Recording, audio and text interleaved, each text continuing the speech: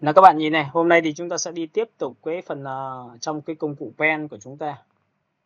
Và cái nguyên tắc của cái công cụ pen thì là một trong những cái mà tạo ra những cái thiết kế dạng phức tạp, tất nhiên là các bạn đã biết rồi.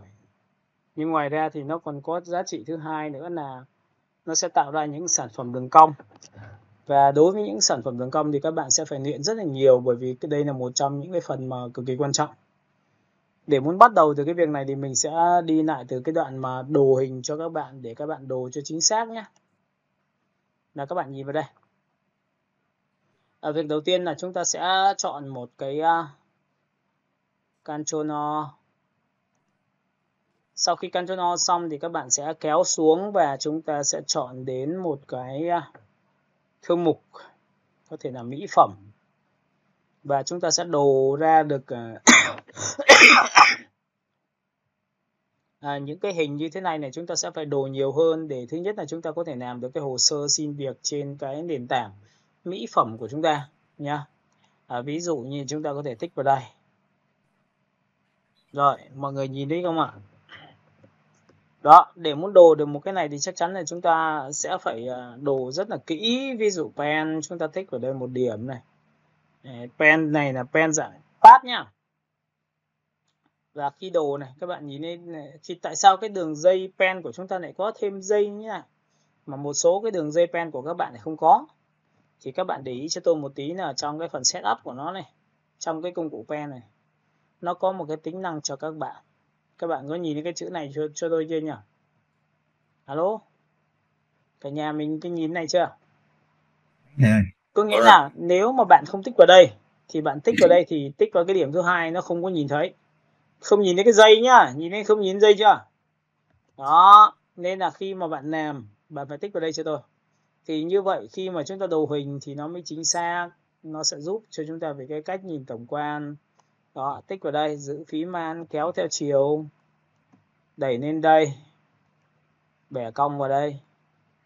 Đấy, đoạn này đâu có hình đâu, phải tưởng tượng ra này, giữ phím man, cắt cánh tay đòn và chúng ta sẽ đồ tiếp vào đây. Đó, rồi tiếp theo tích vào đây. Rồi tiếp theo tích vào đây. Tích vào đây. Đó, rồi chúng ta sẽ đồ sang bên này. Rồi, chúng ta sẽ kéo vào đây.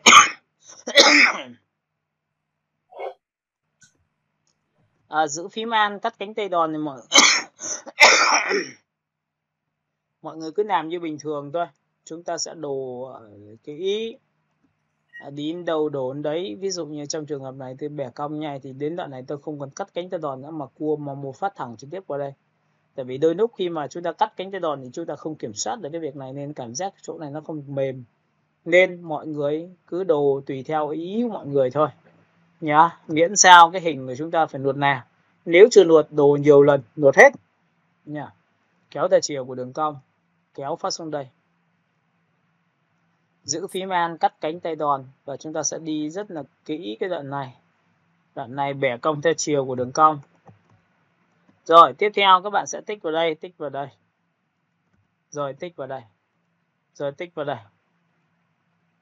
Đó nha. Rồi ok, chúng ta sẽ đẩy sang bên này.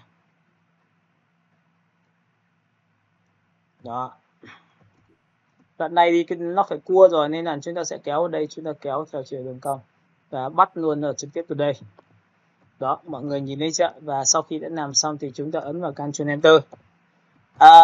Sau khi ấn vào Ctrl Enter nó có hai trạng thái cho các bạn. Một là các bạn sẽ tích vào biểu tượng mặt nạ, thì nó sẽ dùng một cái lớp màu đen nó phủ toàn bộ bên ngoài đi, báo hiệu cho việc là thủng nền được chỗ này.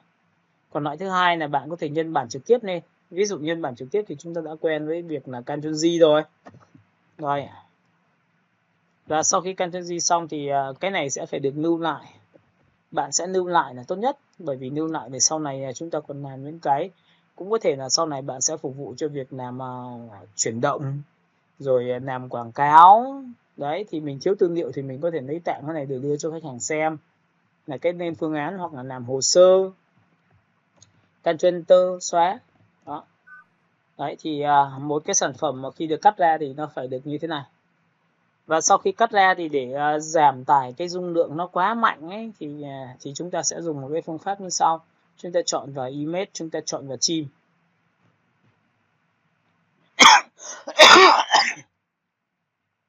Tại sao tôi lại nói cái phần này? Bởi vì là khi mà các bạn nhớ là cái phần khoảng trống bên ngoài ấy, nó rất là lớn, nên chính vậy mà chúng ta cắt đi cái phần ảnh đó thì tự nhiên cái file ảnh của chúng ta cũng nhẹ hơn.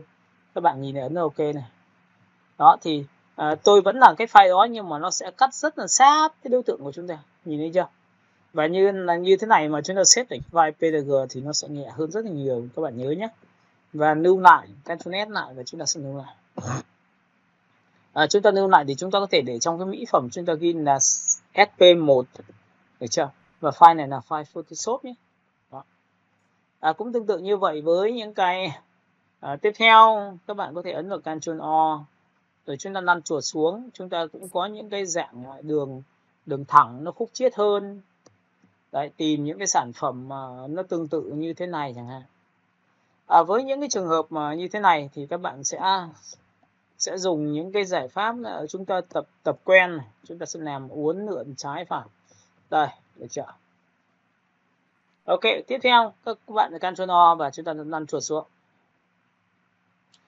Những cô gái thì người ta sẽ có những cái biện pháp để các bạn lựa chọn để mà chúng ta có thể thiết kế thì ví dụ như bạn chọn thiết kế theo kiểu làm nhàn thì bạn sẽ cho nó chui vào một cái mặt nạ, còn nếu mà bạn không làm nhàn thì bạn sẽ phải cắt cái đối tượng đó ra, đấy là chuyện đương nhiên rồi.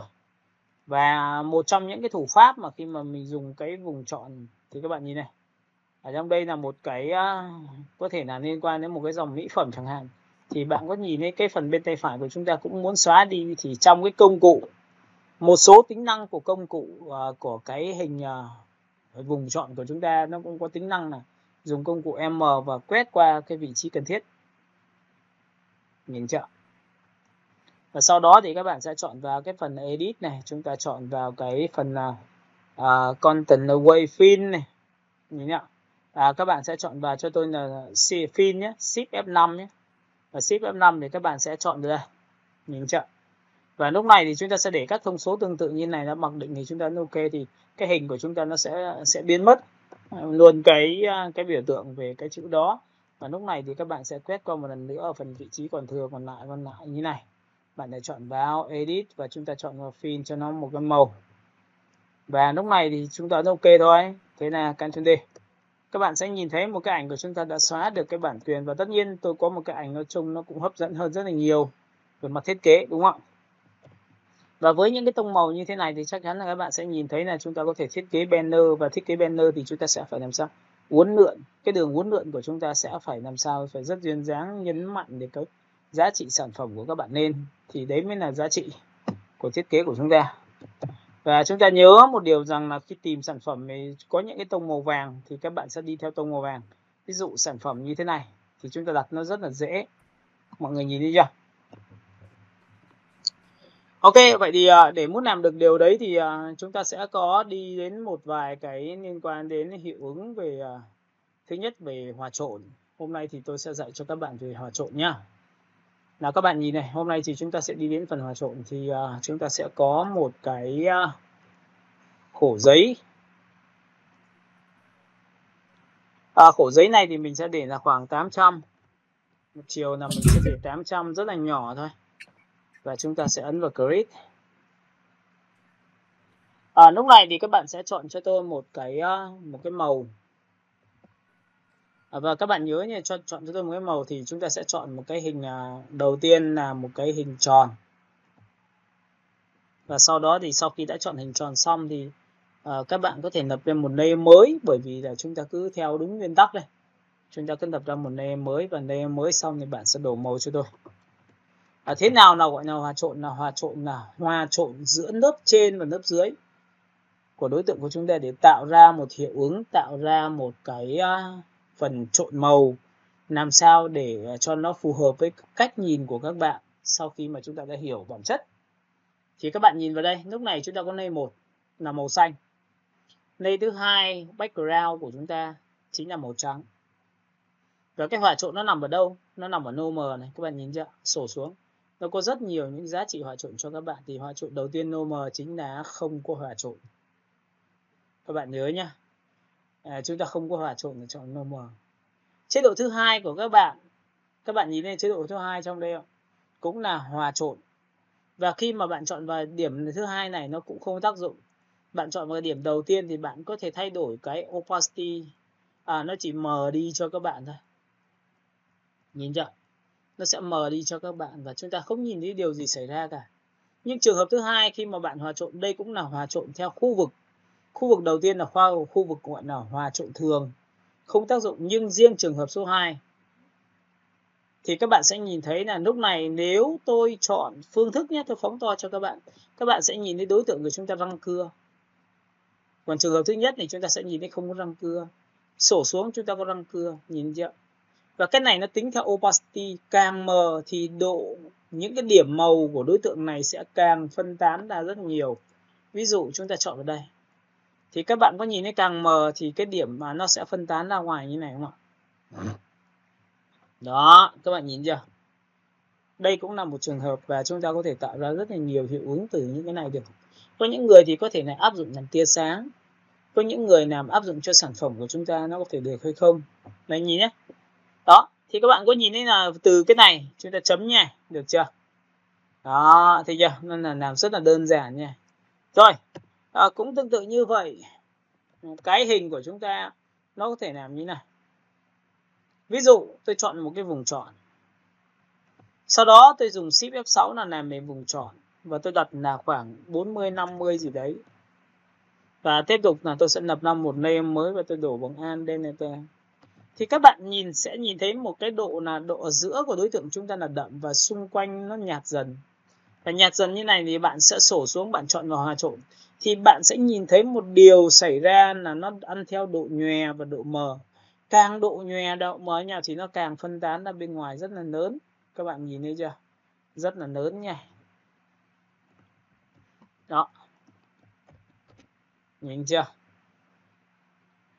Và với những cái từ phương án như này, người ta có thể tạo ra rất nhiều những cái cảm giác cho cái thiết kế của các bạn được. Ví dụ nha, các bạn nhìn ở đây, Ctrl O, tôi sẽ ứng dụng cho các bạn xem một cái dòng. Ok, tôi đã có một cái gọi là SP. Đây là sản phẩm của tôi đây. Đúng chưa? Lúc này tôi ấn vào Ctrl O cho các bạn.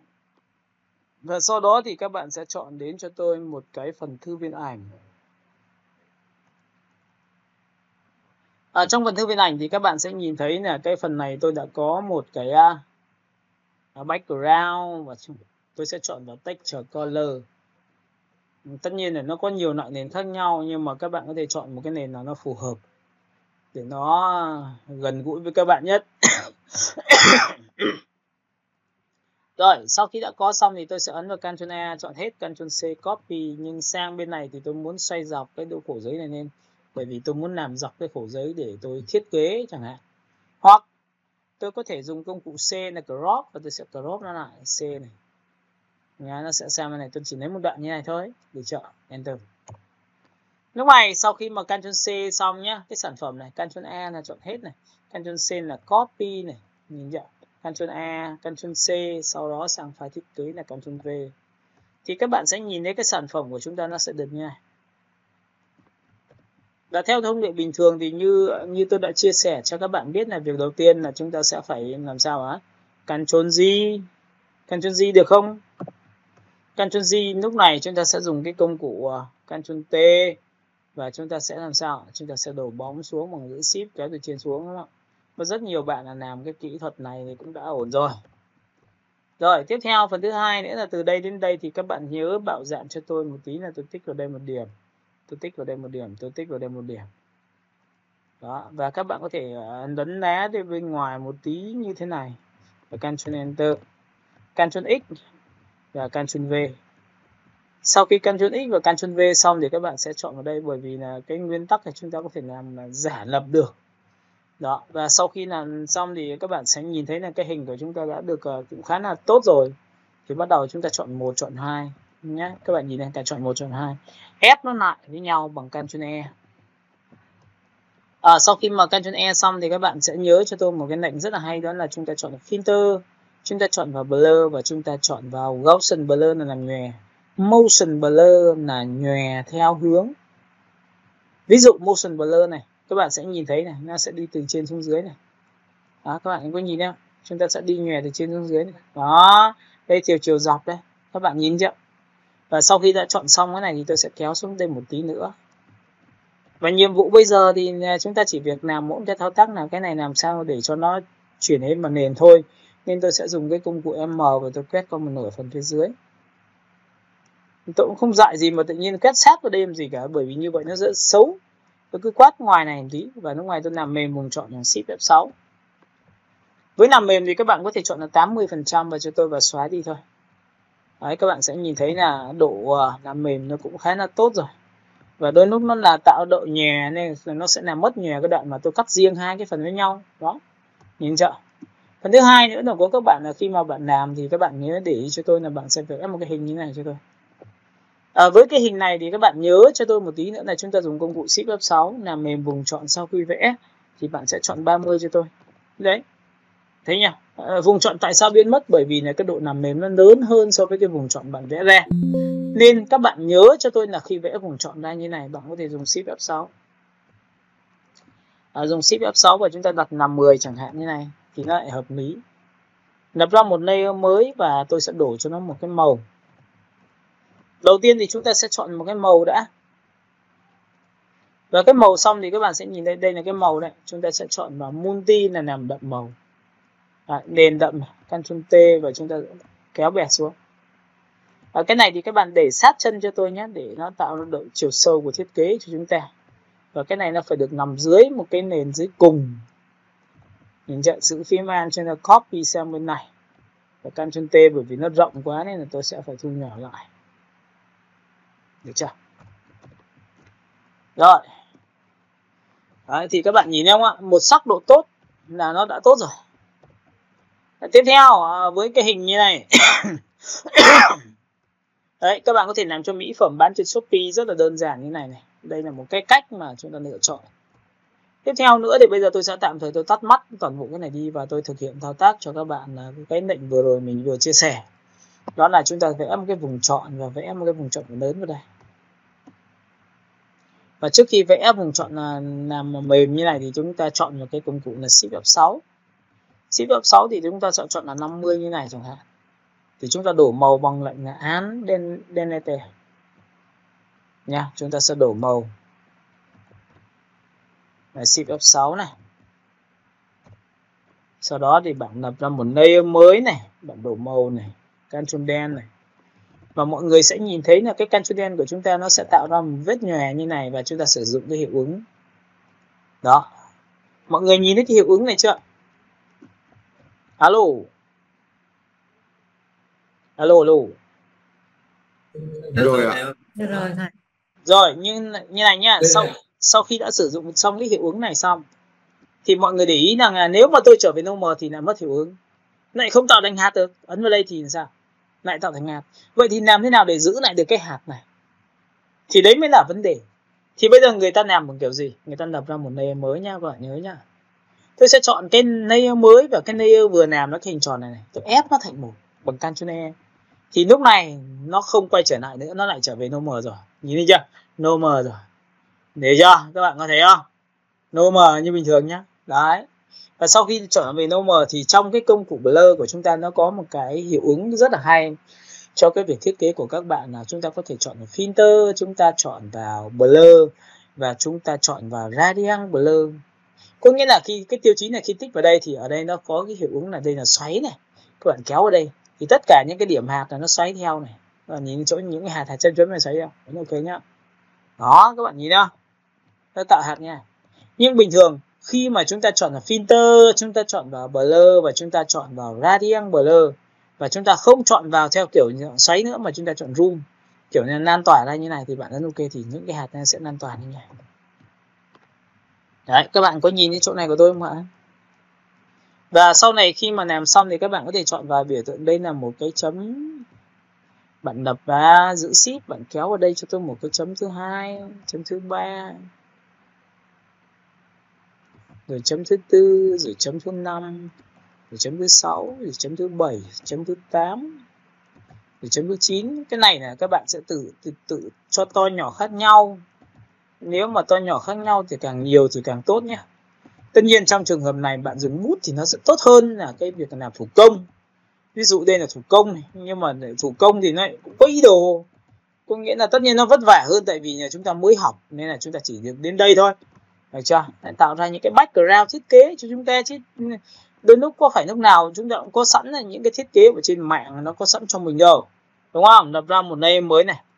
Và tôi đổ màu cho các bạn bằng lệnh là Ctrl đen này, có phải là ở đây nó có các chấm trắng.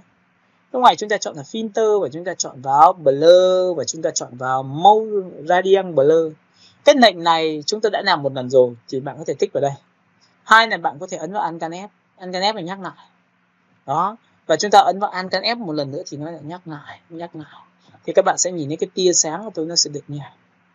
Đó. Các bạn nhìn chưa? Và cũng tương tự như vậy tôi sẽ vẽ một cái hình chấm xíu ở đây, chấm ở đây, chấm ở đây, chấm ở đây, chấm đây, chấm đây, chấm đây. Đấy, giữ shift nhé. Giữ shift là tôi sẽ cộng thêm vùng này. Các bạn nhìn chưa? Ok, tôi lại lập ra một layer mới và tôi lại đổ màu bằng lệnh là Ctrl đen. Và lúc này chúng ta chọn vào Effect, chúng ta chọn Filter, chúng ta chọn Alt F. Chúng ta chọn vào Alt F lần thứ hai, Alt F lần thứ ba. Thì các bạn có thấy là tôi đã giản lập ra một cái ánh sáng chiếu vào đối tượng. Và với những cái tiêu chí này thì sau khi làm xong bạn chỉ cần ép nó vào thôi bằng Ctrl E thì các bạn đã có một cái background. Rồi, mọi người nhìn thấy cái này chưa nhỉ? Alo? Rồi thầy ơi.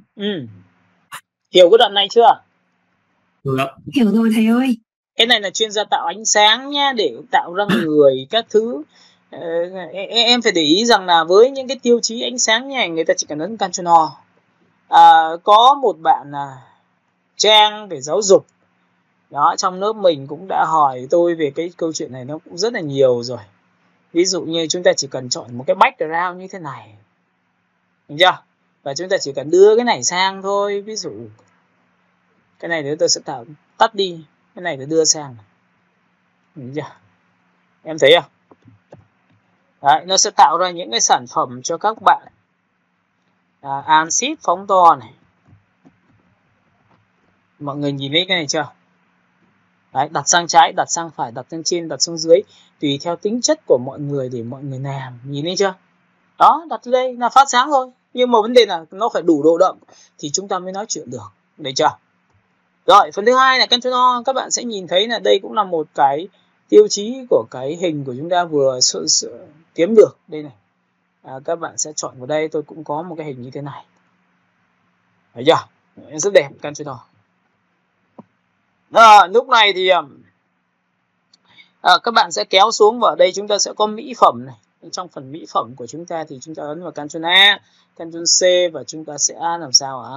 Tôi tạm thời tôi tắt mắt này đi, bởi vì cái màu trắng này tôi cũng không dùng nữa. Rồi, đây ạ. Lúc này chúng ta sẽ sang bên cái file này cũng không dùng luôn. Được chưa? Rồi, tiếp theo bên này thì chúng ta sẽ đến đây rồi, Ctrl V. Thì các bạn có nhìn thấy cái cô gái này làm thế nào để nó êm được vào nền không? Đây. Ví dụ trong trường này thiết kế poster thì các bạn có đồng ý với tôi là thứ nhất nhé, xử lý cái này rất là đơn giản. Chúng ta chỉ việc là làm mỗi cái thao tác thôi, đó là gì? Chúng ta tích đúp vào cái background là phá nền nó đi. Thứ hai là công cụ crop là chúng ta kéo dài ra, bởi vì cái poster nó phải dài hơn một chút xíu. Đó, các bạn nhìn thấy chưa? Thứ ba là các bạn sẽ phải nhớ cho tôi là ở đây nó có đang cái tông màu tối này, thì bạn sẽ phải lấy cho tôi một cái tông màu tối như này. Tông màu tối như này lấy rồi thì phải trầm xuống một độ nữa để nó thiên về hơi đỏ một tí, nó đẹp hơn. Đấy, thì lập ra một layer mới, sau đó kéo nó xuống dưới cùng, đổ màu cho nó một cái màu tím như này. Đấy, nó còn chưa đủ tối này, các bạn nhìn chưa? Tôi sẽ chọn tối nữa vào đây cho các bạn xem. Và lúc này sau khi đã làm xong rồi, chúng ta chuột phải và chính cái biểu tượng này và làm nhòe vào nền, làm mềm vào nền, thì chúng ta chỉ có một cái M quét vào đây thôi. Shift F6 làm mềm vùng chọn sau khi vẽ và chúng ta đặt là 100, 180. Hết xóa luôn, nhìn chưa? Thế tự nhiên là chúng ta có một cái nền như này chưa được đẹp lắm. Thì chúng ta phải làm bằng nào? Shift F6 lần thứ hai, đặt 150, xóa như này. Đó, vậy thì có phải cô gái sẽ được làm? Vậy cô gái làm thế nào để đưa được vào trong như này? Thì tất nhiên là bạn sẽ phải dùng cái công cụ lasso của các bạn rồi. Đây là những cái giải pháp mà chúng ta sẽ làm đơn giản nhất là như thế này. Được chưa? Đây nhá, đây là tôi đang nói sơ bộ cho các bạn biết. Sau khi làm xong này dùng Shift F6 này. đặt 150 này và xóa bên ngoài đi, có phải như này không? Và tất nhiên là phải xóa trên nền của cô gái rồi. Đấy, các bạn nhìn này, bắt đầu nó trông xóa được một lần nó gần đến mặt cô gái rồi thì phải dừng lại ngay. Bắt đầu mới chúng ta dùng lasso lần thứ hai, xóa qua như bên này này, nhìn chưa? Shift F6, không đặt 150 nữa, to quá, 80 thôi, xóa đi. Đấy, thấy chưa? Rồi lasso này, pen thì nó cũng còn kinh khủng hơn. Pen nó làm còn chính xác hơn đấy, đúng không? Chúng ta dùng Shift F6 này, đặt là 50 này, xóa này, enter này. Đấy, ví dụ như này. Và cuối cùng là cái đoạn này thì chúng ta sẽ dùng lasso chúng ta này. Đấy, người ta có rất nhiều kiểu, Shift F6 enter. Được chưa? Đấy, các bạn nhìn đấy mà. Và tất nhiên là cái việc mà chúng ta xóa đừng có lấn vào mặt, đấy là chuyện đương nhiên của chúng ta làm khi thiết kế rồi. Và chúng ta bắt buộc là chúng ta phải xử lý được cái đoạn đó. Đấy nhá, nó rất là đơn giản như vậy. Rồi bây giờ thì tôi sẽ quay trở lại với cái thuộc tính cho các bạn, đó là cái này. Sau khi đã tạo xong cái này nhá, cái này trông thế thôi. Chúng ta đã làm quen với một cái nền của chúng ta rồi thì bây giờ chúng ta bật lên này. File thiết kế của chúng ta này. Chúng ta tích vào đây này. Và đối tượng của chúng ta này, cái này nó không thể nằm trên được mà nó phải nằm dưới, nên là các bạn sẽ phải cầm cho tôi tất cả những cái thuộc tính này nó sẽ phải nằm lên trên. Thì các bạn sẽ nhìn thấy cái ánh sáng của chúng ta nó sẽ được nha. Và cái ánh sáng của chúng ta được như thế này rồi thì bây giờ chúng ta làm thế nào? Tôi muốn chỉ ánh sáng chỗ này thôi, còn chỗ này nó phải là chìm vào nền thì bằng cách nào? Chúng ta dùng công cụ M, chúng ta quét vào đây, được chưa? Dùng Shift F6 làm nền vùng chọn sau khi vẽ. Ví dụ 50% enter như này, bạn xóa như này thì có phải tự nhiên nó chỉ đến đây đâu, được chưa? Và luôn luôn là khi tạo ra sản phẩm thì bạn nhớ cho tôi là ở đây chúng ta có rất nhiều những loại nền khác nhau. Nền thì là cái thiết kế của chúng ta cũng phải đi tìm. Không có ai là gọi là cho chúng ta hết được cái này cả, bởi vì làm sao?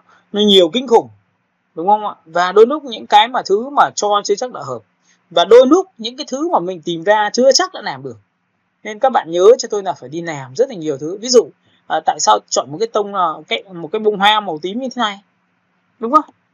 Đây có nhiều bảo ui bông hoa màu tím này điểm gì? Đây các bạn nhớ nha, trông thế thôi. Nhưng khi mà cắt vào sản phẩm của các bạn đặt vào sản phẩm thôi. Tôi đang dùng cái nền trơn, giữ phím man, cắt cánh tay đỏ. Đây. Đây là phong cách dành cho người chăm, là cái gì cũng phải đồ các bạn ạ. Đấy, rồi các bạn sẽ kéo lên đây. Rồi chúng ta sẽ tích vào đây. Rồi tiếp theo vào đây. Các bạn nhớ cái bài này nhá, bởi vì là sau này chúng ta làm những cái hiệu ứng nó rất là đẹp khi mà biến nó thành những cái hạt sao bay, rồi những cái hạt bông tuyết nó bay trông nó rất là ổn luôn. Nhưng mà sau này khi học đến cái phần hòa trộn gần hết đã thì chúng ta sẽ nâng cao cái phiên bản đấy của chúng ta lên thì nó sẽ rất là tuyệt vời hơn cho các bạn. Đó, rồi ok, chúng ta tiếp vào đây. Đấy. Hoa không nhất thiết phải đồ quá chính xác, tôi nói cho các bạn biết luôn. Bởi vì chả có ai nói rằng là hoa anh có thấy em đồ hoa chính xác không, được chưa? Nó lấn vào một tí cũng chả chết ai, nhưng mặt mà lấn vào thì biết ngay, Ctrl X này. Sau đó thì chúng ta sẽ tắt bỏ cái file này đi. Sau khi chọn xong thì các bạn ấn vào Ctrl V cho tôi. Các bạn nhìn chưa? Cái ánh sáng mà khi mà người ta đặt bông hoa, người ta đặt hoa vào để trông cái câu chuyện của chúng ta. Tất nhiên có nhiều người bảo ui em có thích hoa đâu, đúng rồi, nhưng mà đôi lúc nó lại cực kỳ quan trọng. Chọn lên trên để thử xem, đặt xem vào các vị trí xem thế nào. Đây nhá, các bạn nhìn này, đặt vào đây. Thầy ơi. Bây giờ thầy có quay video lại không ạ? Phải quay chứ, em không quay thì học kiểu gì? Trời ơi, thầy mà nói như thế mà em lại nhớ được thì gọi là đỉnh của đỉnh luôn. Hiểu không? Cảm ơn thầy. Nhưng mà cái vấn đề là chúng ta học chắc, bởi vì là các bạn phải đi theo cái lộ trình của thầy trong cái phần đấy, sau đó chúng ta kết hợp đây thì chúng ta nghe nó sẽ thích hơn là chúng ta chỉ nghe ở đây thôi. Bởi vì đến cái bài pen này là thầy đã nói về cái phần cắt như nào rồi, nó dễ như nào rồi, đúng không? Ok, từ cái này nhé, các bạn nhìn này, đây là một cái ảnh mà chúng ta đang tự nhiên nó đã bị tối quá. Rồi, vậy thì bông hoa bên này có cần phải Ctrl T thu nhỏ lại và chuột phải đảo ngược không? Thấy chưa? Và cái ảnh này cho xuống dưới được không? được chưa? Ở đây nó sẽ có những cái việc mà các bạn tự làm ra những cái background cho mình, và thậm chí là những cái thứ thiết kế mà bạn vừa làm xong các bạn ấn vào Ctrl V này, to đùng lên trên này, bạn nhìn chưa? Người ta có thể đặt một cái thiết kế nó như thế này, và cái này thì khi mà làm xong thì các bạn có thể giảm nhẹ xuống. Đó, các bạn có nhìn thấy không ạ? Có phải lúc nào chúng ta cũng rõ đâu, cái này rõ nhất rồi thì ok, cái này rõ thứ hai chẳng hạn, 50, 30, được chưa? Và cái này rõ nhất chẳng hạn. Đấy. Hoặc là các bạn có thể cho xuống hết tất cả như này và chúng ta sẽ chọn cho nó độ mờ khác nhau. Đây, ví dụ cái này tôi đặt là 50, cái này tôi sẽ đặt là 30. Đấy, thì background của chúng ta đã có một cái nền tảng tiếp theo là như thế này. Và cái này của các bạn sẽ đẩy nuôi lên trên một tí nữa để tạo chiều sâu cho thiết kế. Và thường thường tất cả những cái thiết kế như này thì nó sẽ phải tạo một cái nền cho thiết kế của chúng ta bằng cách nào? Đây nhé, các bạn nhìn này. Ví dụ Ctrl O. Các bạn đã biết rất nhiều những thứ ánh sáng của chúng ta rồi. Chúng ta có một cái ánh sáng như thế này. Đây. Và sau khi đã có cái ánh sáng này thì các bạn ấn vào Ctrl A cho tôi, Ctrl C cho tôi. Và ngoài các bạn ấn Ctrl V cho tôi thì nhìn nhé, nó là nền đen mà. Nhưng mà vạch sáng đây thì trong cái hòa trộn của chúng ta nó cũng có một tính năng gọi là làm sáng ảnh, thì màu tối sẽ bị triệt tiêu nằm đây. Thì các bạn chỉ cần đưa cái này lên đây một tí thôi thì cái thiết kế của bạn trông nó bắt đầu nó cũng trông rất là ảo này. Được chưa?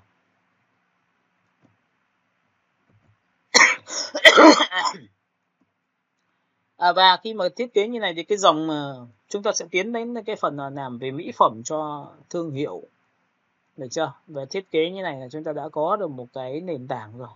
Tiếp theo phần thứ hai là mình muốn tạo ra một cái không gian chỗ này nó sẽ phải sâu hơn, nó phải tốt hơn nữa, thì đây các bạn có thể trang trí cho nó đẹp lên, hoặc là cái này cái này không cần thiết thì bỏ qua. Tại sao bỏ qua? Bởi vì cái này là chính rồi, chính đây, nhân vật chính đây, và nhân vật phụ của tôi vừa thôi. Chứ nhân vật phụ của chúng ta mà cũng muốn là nổi trên nền đấy thì chúng ta phải tính lại. Ctrl T giữ Shift kéo bẹt này xuống để cho cái hẹp cái này thôi, nó không được quá nổi. Đấy, tôi sẽ để một cái này giống màn hình của LCD ấy. Đó. Đấy, các bạn nhìn chưa? Rồi tiếp theo cái phần nữa này, các bạn đã từng gặp một cái nền tảng là ánh sáng chiếu từ phải qua trái hay từ phải qua trái cho các bạn rồi. Thì đây, của người ta cũng có là giữ phím Ctrl quay trở lại vùng chọn cho lý tưởng. Tôi phải nói rất kỹ cái này để khi mà các bạn làm về thiết kế cho mỹ phẩm, các bạn đổ bóng, bạn đừng xem thường nó, bởi vì nó sẽ khiến cho các sản phẩm của bạn chuyên nghiệp hay không. Nha. Và sau khi đã đến đây rồi này, các bạn nhìn này, tôi đã lập ra một layer mới bằng Ctrl Shift N. Ctrl Shift N là tự tạo ra một layer mới và không cần phải hỏi nhé. Bởi vì bài trước tôi đã nói cái này rồi. Bài này mà đồng chí nào mà lại bảo là em chưa hiểu lắm thì em phải xem lại nhá. Được chưa? Ra, bây giờ thì chúng ta sẽ đổ màu này. Và sau khi đổ màu xong thì chúng ta ấn vào Ctrl T và chúng ta kéo bẹt xuống này. Các bạn nhìn thấy kéo bẹt chưa? Và trong quá trình kéo bẹt, tại vì do ánh sáng nó chiếu thiên về bên trái bên phải thì chúng ta giữ phím là cho nó đẩy sang đây, hay là nó lan tỏa sang hai bên, vì thì đấy là việc của chúng ta, thì chúng ta dùng Ctrl Shift A ở đây. Các bạn nhìn thấy Ctrl Shift A chưa? Alo? Alo. Thầy ơi thầy. Rồi, như này nha, sau khi Ctrl Shift A xong thì các bạn ấn Enter giúp tôi để dứt lệnh nó. Và tất nhiên là nó đã thành công rồi. Và chúng ta sẽ kéo xuống một tí nữa nha, rồi chúng ta đẩy lên như này. Và cái nguyên tắc của bóng thì luôn luôn phải là gì? Filter, chọn vào Blur, chọn vào Gaussian Blur là nhòe. Và sau khi đã nhòe xong thì chúng ta sẽ bóng thì gần thì rõ và xa thì cứ thế là mờ thôi, dùng công cụ M và chúng ta chọn Shift F6. Đây, bây giờ thì chúng ta làm quá vất vả luôn, cái gì cũng dùng Shift 6, nó mất thời gian kinh khủng luôn. Đây này. Đó, thì các bạn sẽ nhìn thấy lúc này tôi đã có cái bóng này, chúng ta sẽ hạ thấp xuống rơi tầm khoảng 50%. Thì lúc này chúng ta đã có cái bóng cho thiết kế, đây là một cách. Cách thứ hai là bạn sẽ phải luôn luôn tạo ra một cái bóng hình vòm cung nha. Hoặc bóng hình tròn chéo để nó tạo ra cảm giác là mặt đất và không gian đằng sau rất rõ ràng nhé. Mặt đất và không gian, đây là một trong những cái mà kỹ thuật dành cho việc làm cho đội mỹ phẩm đấy. Bạn sẽ phải chuột phải chọn vào biểu tượng là lập ra một layer mới. Các bạn sẽ lập ra một layer mới giúp tôi.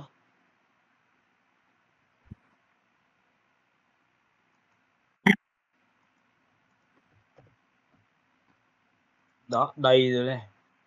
Tôi sẽ phải tắt cái file này đi.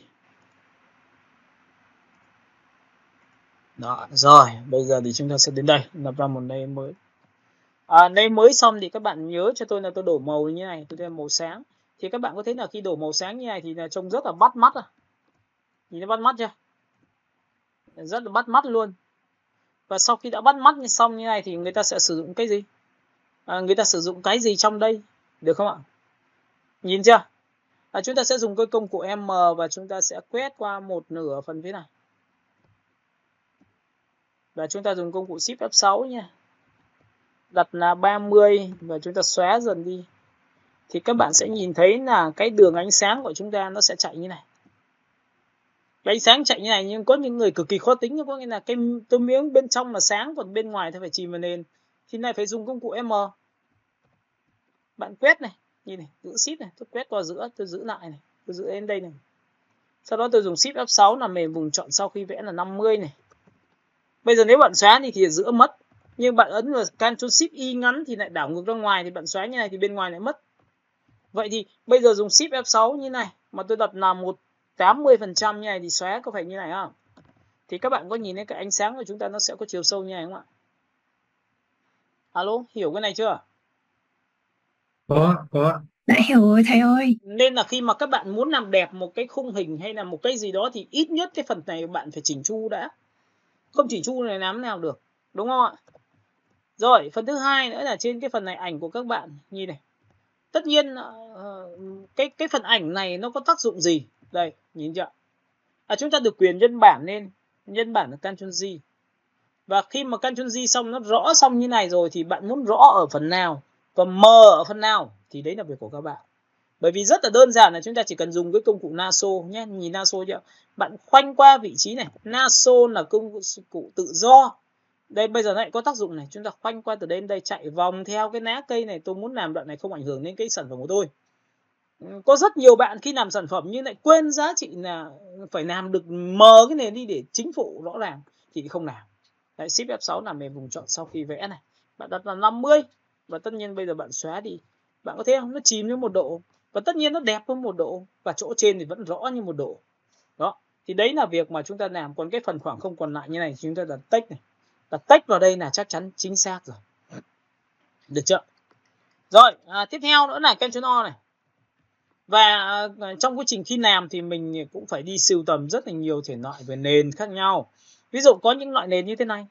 Để cái nền này nó sẽ giúp cho cái cách nhìn của khách hàng nhìn vào sản phẩm của các bạn nó trông nó yêu nhỉ, trông nó thích nhỉ, trông bắt mắt nhỉ. Chứ còn đẹp hay xấu chúng ta xét sau một bên. Nhưng ít nhất chúng ta phải nịnh mắt chúng ta đã. Chúng ta ấn vào Ctrl A chọn hết. Ctrl C copy và sang file thiết kế của các bạn thích vào đây cho tôi. Các bạn nhìn thấy ở đây tôi sẽ có một cái background nó nằm như này. Và các bạn sẽ thấy là khi đưa những sản phẩm lấp lánh vào thì bao giờ trông cũng rất là ảo. Mọi người có nhìn thấy không ạ? Alo? Có. Và khi mà nó ảo như thế này thì phần phía trên phải nhường chỗ cho thằng khác. Thì bằng cách nào? Người ta phải có một cái cách như sau. Ví dụ tôi cho xuống dưới tất cả như này. Đấy, cho xuống dưới tất cả em thấy không? Tự nhiên background tôi nằm đây vị trí này ngon luôn. Nhìn thấy chưa? Cũng là một cái cách thức làm việc nhưng mà nó đã tốt hơn rất là nhiều so với cái phiên bản đầu tiên của chúng ta. Tôi thật cho bạn biết làm mỹ phẩm mà làm như này là chắc chắn chết rồi đấy, chứ không cần phải nhiều đâu nhá. Phần thứ ba nữa là gì? Bây giờ các bạn muốn rằng là cái hình ảnh của chúng ta phát sáng một tí nữa, bởi vì cái nhân vật chúng ta là cái này mà chúng ta muốn làm sáng lên. Làm sáng thì nó đang là độ hơi tối nhá, trên một nền sáng. Chúng ta quay trở lại vùng chọn này, giữ phím man, chúng ta copy đây thành 2 này. Các bạn có nhìn thấy tôi copy thành 2 không ạ? Tôi đang nói về cái cách xử lý cho các bạn để các bạn sau này khi làm sản phẩm nhé, phải cực kỳ kỹ đoạn này, đừng qua loa, bởi vì qua loa không sau này những cái thằng nó tiến đến bằng mình nó khó. Em hiểu chưa? Rồi, nhìn này, khóa lại. Và sau khi khóa lại xong thì tôi sẽ đổ một cái màu, tại vì lúc này chưa đi chuyên sâu về gọi là hòa trộn nhá. Nhìn màu trắng chưa? Với cái màu trắng này bạn chọn filter, bạn chọn blur và bạn chọn vào Gaussian blur. Vậy thì bạn có thấy cái blur nó quan trọng không? Từ nãy giờ toàn làm blur hết. Và lúc này sau khi làm xong thì bạn sẽ kéo cái này lên cho tôi. Quên mất. Chúng ta đang khóa nền. Và khi khóa nền này thì bạn không làm nhòe được. Tôi chọn vào blur và chúng ta chọn vào Gaussian blur. Và lúc này các bạn càng kéo ra tới bao nhiêu thì càng nhòe bấy nhiêu, và nó càng nhòe bấy nhiêu thì sau đó bạn sẽ làm sao? Cho xuống dưới một nấc. Cái này phải đặt ở đúng vị trí nó phát sáng. Đấy, có rất nhiều người làm thích cái kiểu như này. Làm nhòe, làm phát sáng. Nhưng làm nhòe không phải là từ trên đỉnh đầu xuống đây, mà trên đỉnh đầu phát sáng, xuống dần dưới nền thì biến mất. Thì lại bắt buộc lại phải dùng công cụ M. Lại phải quét qua một nửa phần phía dưới và lại dùng Shift F6 là mềm vùng chọn 80 và lại xóa đi chứ các bạn, đúng không ạ? Đấy, các bạn có nhìn không? Vậy thì cái sáng này của tôi nó mới có giá trị. Thầy ơi, thầy làm cho nó phát sáng màu vàng được không ạ? Được, chả gì là không, mà phát ra màu vàng thì tí nữa bình tĩnh. Dạ vâng. Chưa đến độ chuyên sâu cái phần đấy nhá, còn sau nữa nha em nhá. Được. Em hỏi một phát là vượt cấp, em biết 30 bài không? Ai cũng muốn là một phát đến ngay đến đích, nhưng mà mỗi tội là cái đích của chúng ta đến đâu thì chúng ta chưa biết. Được chưa? Rồi, ok. Thầy ơi, thầy cứ bình tĩnh dậy thầy ơi không? Đúng rồi, thì như này nhá, thì các bạn có thấy là hôm nay tôi mới chỉ ứng dụng cho các bạn đầu tiên là hòa trộn. Cái đầu tiên nó sẽ làm ra những cái tia sáng là do chính chúng ta tự tạo ra, đúng không? Em hiểu cái này chưa? Có. Dạ hiểu rồi thầy ơi. Rồi, nhưng qua cái bài này các bạn vẫn phải nhớ lại cái công cụ pen, công cụ vùng chọn, rồi công cụ cắt và làm thế nào để đổ bóng, đúng không? Và phần thứ ba nữa là các bạn sẽ phải đừng bao giờ quên những cái giá trị tiểu tiết chính phụ của tôi. Tôi đang nói cho cái bông hoa ở phía trên là tại sao nó rõ thì tôi phải xóa nhòe cái phần mờ đi, đúng không? Các bạn hiểu cái này chưa? Rồi, bây giờ thì chúng ta sẽ chuyển qua phần thứ hai. Và tất nhiên chuyển qua phần thứ hai thì các bạn sẽ phải xếp cái file này lại cho tôi tí. Phần thứ hai của chúng ta là hòa trộn tiếp theo. Đâu rồi? Đây. Nào, các bạn nhìn vào đây. Hôm nay chúng ta sẽ học đến phần darken. Nhìn thấy darken chưa? Darken là một trong những hòa trộn được gọi là làm tối ảnh. Darken là hòa trộn làm tối ảnh. Làm tối ảnh. Khu vực từ trên đây cho xuống đây là làm tối ảnh. Và đã là tối ảnh thì màu gì sẽ bị trượt tiêu? Thì các bạn lưu ý cho tôi một tí là khi tôi ấn vào Ctrl O. Lúc này thì chúng ta sẽ có một cái, tôi sẽ lấy tạm một cái desktop. Và tôi sẽ chọn cho các bạn một cái hình ảnh. Đâu rồi? Chúng ta chọn vào download. Chúng ta chọn vào mỹ phẩm. Đây tạm thời tôi sẽ lấy một cái ảnh cô gái như thế này. Cho nó đẹp. Rồi, trông cái chữ này hơi ngứa mắt quá. Vừa rồi vừa học xong một chiêu thức. Quét qua cái vị trí này và dùng công cụ Shift F5. Nhìn thấy Shift 5 chưa? Ấn OK, biến mất. Rồi, xếp S lại. Lần sau đỡ phải nè. Rồi, bây giờ thì chúng ta sẽ ấn vào Ctrl O. Lúc này chúng ta sẽ có một cái hình ảnh. Tôi sẽ lấy 3 cái chấm cho các bạn. Đầu tiên là đơn giản nhất. Lập ra một layer mới và tôi sẽ đổ một cái đầu tiên là màu đen xì. Màu trắng đi. Tượng trưng cho sắc độ ánh sáng. Tượng trưng cho sắc độ sáng của tấm ảnh trên. Giữ phím Alt, bạn copy ra một phiên bản thứ hai. Tôi sẽ đổ cái màu này ở giữa của nó, giữa trắng và đen, đó là trung gian, được gọi là ghi 50%. Mà ghi 50% thì làm thế nào bây giờ? Thì chúng ta có một cái lệnh như sau cho các bạn. Đấy, các bạn nhìn vào đây cho tôi một tí. Được không ạ? Ok, chúng ta sẽ tích vào đây. Nhìn nhá.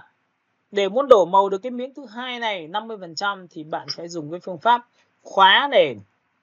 Bước thứ hai, bạn sẽ chọn vào biểu tượng Image và chúng ta chọn vào biểu tượng là đây, Edit, và chúng ta chọn vào Fill cho nó một cái màu là Shift F5. Với cái Shift F5 này thì các bạn sẽ nhìn thấy là ngoài giá trị nó đổ màu, nó xóa đối tượng, thì nó có một tính năng rất là hay, đó là 50% grayscale. Mọi người nhìn cái này chưa nhỉ? Alo? Được rồi.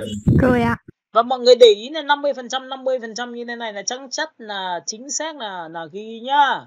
Ấn OK này. Và chúng ta đổ màu thì đây chính là ghi 50%. Và để muốn biết được ghi 50% hay không thì bạn chỉ cần tích vào đây, bạn chỉ phát vào đây và đúng tầm giữa, nhìn thấy chưa? Mọi người nhìn thấy cái y tôi chỉ phát vào đúng cái màu ghi đấy thì nó báo cho chúng ta ở giữa chưa? Thấy rồi. Và các bạn lại phải rút ra một cái kinh nghiệm nữa là khi xem những cái video của nước ngoài, người ta ghi tại sao thằng kia nó đánh là RGB là 1.28, 1.28, 128, 128 chưa? Bởi vì 128, 128, 128 chính là màu ghi 50% đấy. Chứ lại còn nhiều người thì cứ táng một phát là 128, 128 mà chả biết gì thì tôi chịu. Đấy nhá. Các bạn hiểu cái này chưa? Dạ vâng. Đấy, người ta muốn đánh, người ta không muốn là người ta có thể giấu được bài được. Bởi vì người ta chỉ cần đánh thông số 128 thôi. Nhiều ông không biết cứ gọi là em cũng đánh 128 đây, nó giống hệt chưa, nhưng mà thực ra bản chất nó chính là ghi 50%. Ok. Và sau khi đã có 50% xong thì tôi lại chuột phải chọn vào đây, tôi kéo sang bên này. Và màu trắng muốn biến thành màu đen thì là nó là sự tương phản đối nghịch với nhau, thì người ta dùng Ctrl Y ngắn. Đen thành trắng và trắng thành đen. Và với cái tiêu chí này thì các bạn chỉ cần chọn 1, chọn 2, chọn 3 cho tôi. Nhìn chưa? Các bạn. Chọn cả ba cái này lại với nhau bằng Ctrl E. Ép nó lại. Bởi vì nó tượng trưng cho một lớp ảnh mà, các bạn sẽ ép nó lại. Và lúc này tôi đặt lên trước mặt của cô gái. Và lúc này thì đây là lớp ảnh trên, còn cô gái là lớp ảnh dưới. Tôi dùng hòa trộn. Tôi hòa trộn là hòa trộn lớp ảnh trên, lớp ảnh gái, ảnh dưới của cô gái đi. Thì bằng cách nào? Câu chuyện đầu tiên tôi chọn vào darken là lọc 100% màu trắng. Các bạn sẽ nhìn thấy rằng là cái màu trắng của chúng ta sẽ bị triệt tiêu. Nhìn chưa? Rồi các bạn nhìn chưa? 100% trắng của chúng ta sẽ bị triệt tiêu. Vậy thì sau này bạn muốn phủ màu lên một cô gái mà bạn muốn lọc bớt cái phần trắng của cái lớp ảnh trên đi, thì bạn có thể dùng cái phương pháp này của tôi. Nhìn này chưa? Rồi phần thứ hai nữa là gì ạ? Vậy thì thực chất nó là như thế nào? Thì bây giờ các bạn sẽ phải đi đến một cái kết quả nữa cho tôi. Ctrl R. Chúng ta sẽ đi đến một cái phần Photoshop. Trong Photoshop thì tôi sẽ kéo xuống. Chúng ta sẽ kéo xuống xem nào. Chúng ta sẽ xem cái dải màu của chúng ta nằm ở đâu.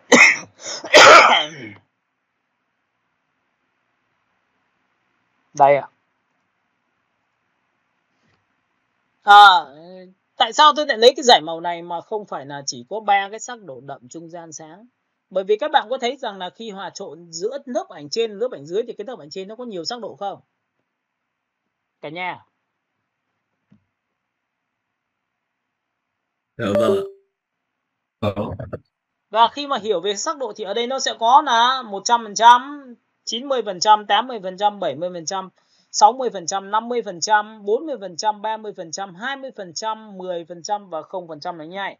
Thì tôi ấn vào Ctrl E, chọn hết, Ctrl C copy và sang file thiết kế của tôi thì tôi bắt đầu mới thực hiện thao tác. Đây tôi thực hiện thao tác như thế này. Ctrl V.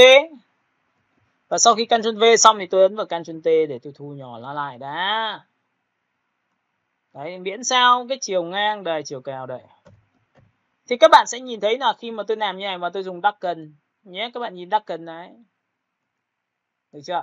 Và các bạn sẽ nhìn thấy rất là khó khi cái darken này nó xảy ra như này thì nó sẽ như thế nào? Tự nhiên ở dưới nó màu tối xíu như này.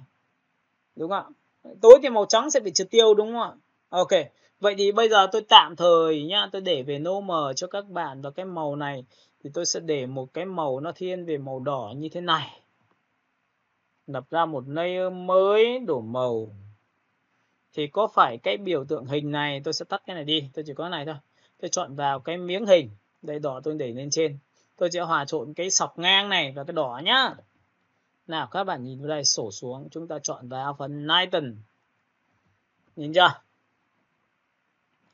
Thì các bạn sẽ nhìn thấy rằng là cái mà nằm cho sáng ảnh, nằm cho tối ảnh thì màu gì? Màu sáng sẽ bị triệt tiêu.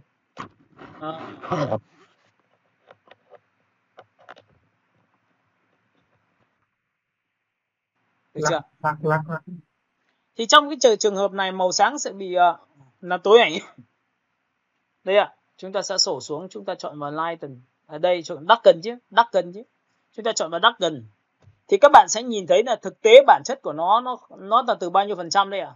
Nhìn nhá, màu đen từ 100%, 80%, 70% nhá.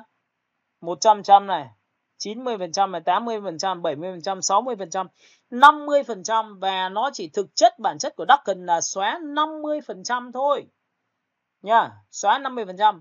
Nếu tôi tăng cái giá trị sắc độ của lớp ảnh dưới này lên, ví dụ nó là màu đỏ đậm hơn nha, thử nhá, đèn. Các bạn nhìn thấy đỏ, có nghĩa là cái nền dưới mà càng đậm hơn so với 50%, càng đậm hơn 50%, thì cái lớp mà nó bóc tách là màu sáng ở phía trên ấy, theo sắc độ của lớp ảnh trên ấy, nên càng ngày càng mất. Mọi người có nhìn thấy cái điều này không ạ? Alo? Alo, alo. Có nghĩa là nếu tôi để về trạng thái ban đầu nhá, Ctrl Z lại nhé, như này nhá, các bạn nhìn thấy chưa? Thì màu sáng của chúng ta là chia nha, sáng nhất là màu trắng, ghi 10%, 20%, 30%, 40%, 50%, 60%, 70%, 80%, 90%, 100%, được chưa? Vậy thì trong trường hợp này nó sẽ bóc từ trên xuống dưới cho các bạn. Nhưng nó tùy thuộc vào nền dưới của các bạn đậm hay nhạt. Nếu nền đậm thì cái giá trị màu từ trên xuống dưới của lớp ảnh trên của các bạn sẽ càng bóc nhiều phần sáng hơn nha. Các bạn nhớ nhá. Ducken là giá trị gì? Đây ạ. Quên mất Ducken. Loại trừ màu trắng. Được chưa?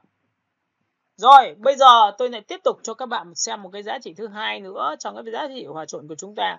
Ngoài Ducken ra thì đứng số 1 ở khuôn số 2 chính là Multiply. Multiply chính là giá trị hòa trộn làm đậm màu, và cái này là đại diện của khuôn 2 nhá. Cái khuôn 1 chúng ta là từ đây đến đây. Khuôn 2 chúng ta từ đây đến đây, thì khuôn 2 chính là Multi. Multi chính là giá trị làm đậm màu. Nhưng cái màu của đối tượng đó cộng với lớp ảnh nền dưới để nó làm cho cái lớp ảnh đó đậm màu hơn. Có nghĩa là vẫn là lọc giá trị màu trắng, nhưng cộng với lớp ảnh dưới của dưới nền nó sẽ làm cho đậm màu lên. Nên cái này nó sẽ giúp ích cho những cái bạn nào mà muốn vờn sáng, vờn tối của một khu vực bạn mong muốn nha. Đây, các bạn cứ nhìn cái đoạn này chưa? Và cái này nó khác so với cái phần Ducken nó hơi cực đoan một tí, là có nghĩa là nó sẽ lọc đôi lúc có những cái khu vực mà nó thiên về ánh sáng quá nhiều, nó lọc mất luôn. Các bạn có nhìn thấy đoạn này nó không chuyển êm không ạ? Alo, Ducken này. Alo, cả nhà nhìn thấy cái đoạn Ducken này chưa? Nhưng khi mà sổ xuống multi thì nó lại tạo ra sự chuyển êm cho các bạn. Nó vẫn lọc nhưng mà nó chuyển êm. Bạn nhìn thấy nó chuyển êm chưa? Đó, thì bây giờ chúng ta mới quay trở lại ban đầu. Chúng ta sẽ bật cái này lên. Thì các bạn có nhìn cái Ducken như vừa rồi tôi vừa chia sẻ cho các bạn là gì? Đó là nó lọc 100, gần như là 100% sáng khi khu vực thiên về màu sáng của chúng ta. Nhưng ngoài ra thì cái multi của chúng ta nó có sự khác biệt này, tôi tích vào đây một cái. Thì các bạn có nhìn thấy, nó vẫn nhìn thấy cái làn da của cô gái. Nhìn thấy làn da của cô gái chưa? Nhưng mà cộng với lớp ảnh dưới làm cho đậm màu. Màu trắng thì vẫn bị triệt tiêu. Màu đen thì giữ nguyên là đương nhiên rồi. Nhưng lúc này chúng ta chỉ có 3 cái sắc độ thôi. Cái này là 3 sắc độ thôi. Còn cái mà tôi đang nói ở phía trên ấy, nó là rất nhiều sắc độ. Các bạn nhìn thấy chỗ này của tôi chưa? Nhìn thấy nhiều sắc độ chưa? Alo? Alo. Rồi, vậy thì sau khi mà em đã hiểu được bản chất này thì người ta mới sinh ra cái câu chuyện dành cho việc mà làm thế nào để cắt một cái hình một cách nhanh nhất mà khi dùng thủ pháp, đúng không? Tôi ấn vào Ctrl O. Lúc này thì các bạn sẽ chọn cho tôi đến một cái nền. Nếu mà đã là nền hòa trộn, làm cho nó gọi là dùng cái phương pháp là Ducken và Multi thì phải dùng trên nền sáng. Các bạn nhớ nhá, phải dùng trên nền sáng. Tôi sẽ kéo xuống một tí và sau đó thì tôi sẽ đưa cho các bạn đến cái bài về Trung thu. Trong Trung thu thì tôi có một cái background. Rồi các bạn sẽ nhìn thấy cái thu hương này của chúng ta là một cái background là một cái màu sáng là theo kiểu phong cách giấy hơi cổ điển để nó tạo ra cái tính chất văn hóa cho thiết kế của chúng ta. Nên khi thiết kế bạn nhớ là phải tìm cho tôi những cái background nó phù hợp với cái sản phẩm của các bạn. nhưng nó lại còn phù hợp với thuần phong mỹ tục hay là thuần những cái giá trị liên quan đến giá trị và văn hóa như thế nào. Để tạo ra giá trị văn hóa như thế nào thì nó phải cũ hay như nào đó thì tùy các bạn. Thì các bạn phải suy nghĩ về việc này, chứ không phải chúng ta cứ thế mà chúng ta làm. Như vậy nó sẽ sai rất là nhiều nhá, các bạn nhớ nhá. Nào các bạn nhìn chữ Thu Hương tôi trên nền trắng kìa. Bây giờ bảo ngồi tách cái này chắc có lẽ là rất là mệt, nhưng người ta chỉ cần ấn Ctrl A chọn hết. Ctrl C copy và sang file thiết kế thì tôi sẽ Ctrl V. Rồi. Vậy thì lúc này thì các bạn sẽ nhìn thấy là trong cái phần thiết kế của chúng ta là như vừa rồi tôi vừa chia sẻ cho các bạn là chúng ta sẽ sử dụng lệnh hòa trộn. Và trong trường hợp này hòa trộn thì chắc chắn là đúng việc rồi, đúng người đúng việc rồi. Bởi vì là nền background dưới của chữ Thu Hương là màu trắng. Và cái background theo kiểu cổ truyền như này cũng là sáng, nên chúng ta chọn là multi cực kỳ hợp lý. Nhưng trong trường hợp này là logo đang là logo hơi thiên về đậm nhá. Các bạn nghe tôi nói đoạn này chưa nhỉ? Cái logo của chúng ta thiên về đậm, background màu trắng thì chúng ta mới dùng được cái giá trị lá darken, như darken chưa? Thì các bạn sẽ nhìn thấy ở đây nó sẽ làm sao? Lọc được hoàn toàn màu trắng và cắt cho các bạn rất là dễ dàng. Alo? Mọi người nhìn được cái này chưa nhỉ? Nhưng mà nếu mà làm như này thì gặp một cái vấn đề là cái họa tiết ở đây người ta vẫn rất là mạnh, nên người ta mới sinh ra một cái tròn là ở giữa lớp này người ta phải lập ra một layer mới tiếp theo. Người ta đổ một cái màu sáng hơn. Ví dụ tôi đổ một cái màu như này. Đấy thì các bạn có thấy là rõ không? Và cái này bạn muốn có họa tiết hoa văn thì bạn sẽ giảm cái lệnh cho tôi là opacity thấp xuống một tí. Họa tiết hoa văn không phải là quá tranh chấp so với hình chính của chúng ta. Thế là chúng ta làm được, nhìn thấy chưa? Nhìn rất là dễ chịu. Được không ạ? Thì đây là phương pháp dành cho cái việc mà các bạn đang làm. Rồi, tiếp theo. Nhưng ngược lại, các bạn sẽ nhìn thấy cái chữ của chúng ta như này. Mà chúng ta chọn vào multi thì các bạn cứ nhìn thấy không ạ? Nó vẫn lọc được cái giá trị màu sáng. Nhưng tại cái khu vực của chữ Thu Hương nó cộng với lớp ảnh dưới làm cho cái này nó sẽ đậm màu lên. Mọi người nhìn thấy cái đậm màu này chưa? Rồi, đấy, thì nó khác biệt ở chỗ là cái darken thì là thường là không dùng nhiều như cái multi được. Nên là multi thường là muốn làm cho cái tông màu ở vị trí nó đậm lên. Chính vì vậy, các bạn có nhìn không ạ? Khi làm thiết kế là người ta chỉ cần, đây là cái nền, tôi chỉ cần nhân bản là Ctrl J, sau đó chọn vào multi. Các bạn thấy nó đậm hơn chưa? Alo? Rồi, Ctrl J là thứ hai này, em sẽ nhìn đậm hơn nữa và cứ cho lên đậm như này thì các bạn có thấy là nó sẽ đậm hơn chứ không ạ? Đấy, đậm hơn không để làm gì? Bởi vì sau này người ta còn lợi dụng những cái sự đậm này để người ta có thể lấy làm chất liệu, người ta có thể làm background hay làm cái gì đó cho một cái nền đậm thì sao? Thì chúng ta cũng phải hiểu được bản chất như vậy để chúng ta làm chứ. Rồi, ok, tiếp theo tôi sẽ tắt bỏ cái này đi. Cũng tương tự như vậy, Ctrl O chúng ta có một cái nền tảng nữa, đó là từ file Photoshop của chúng ta. Những cái bài toán này nó sẽ liên quan đến cái việc sau này các bạn xử lý. Ok, chúng ta sẽ tìm đến một cô gái.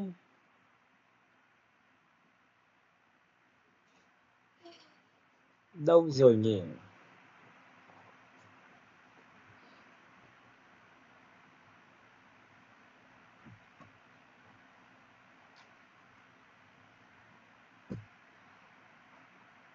Rồi, chúng ta kéo xuống một chút xíu.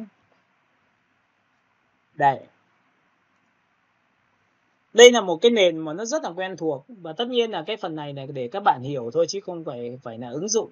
Bởi vì sau này ứng dụng thì nó sẽ có nhiều nền tảng khác nhau, chứ nó không phải là lấy một cái ảnh cô gái này thay thế cho các bạn được. Các bạn sẽ chọn vào thiên nhiên. Chúng ta sẽ chọn vào thư viện ảnh. Trong phần thư viện ảnh tôi sẽ chọn vào thiên nhiên.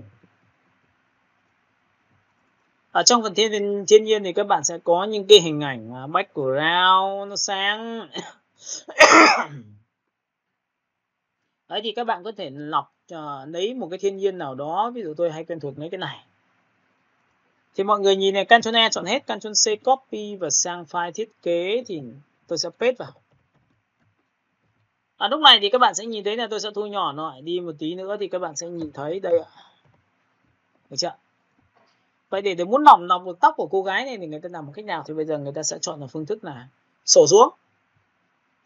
chọn vào darken. Thì các bạn sẽ nhìn thấy là màu trắng sẽ bị triệt tiêu. Và tất nhiên trên mặt của cô gái có màu trắng không? Có, nên là nó sẽ bị thủng. Đúng không ạ? Nhưng chính vì nó nọc một cách cực đoan hơn nên là các bạn có thấy là nó không tuân thủ theo sự chuyển màu không ạ? Vừa rồi tôi vừa giới thiệu cho bạn là không tuân thủ theo sự chuyển màu từ 10%, 20%, 30%. Mà cái nào từ 50% hất lên màu trắng thì nó sẽ nọc một phát hết luôn. Còn cái nào mà từ 50% đổ xuống dưới màu ghi đó thì nó sẽ làm sao giữ được nguyên, vẫn được sắc độ cho các bạn.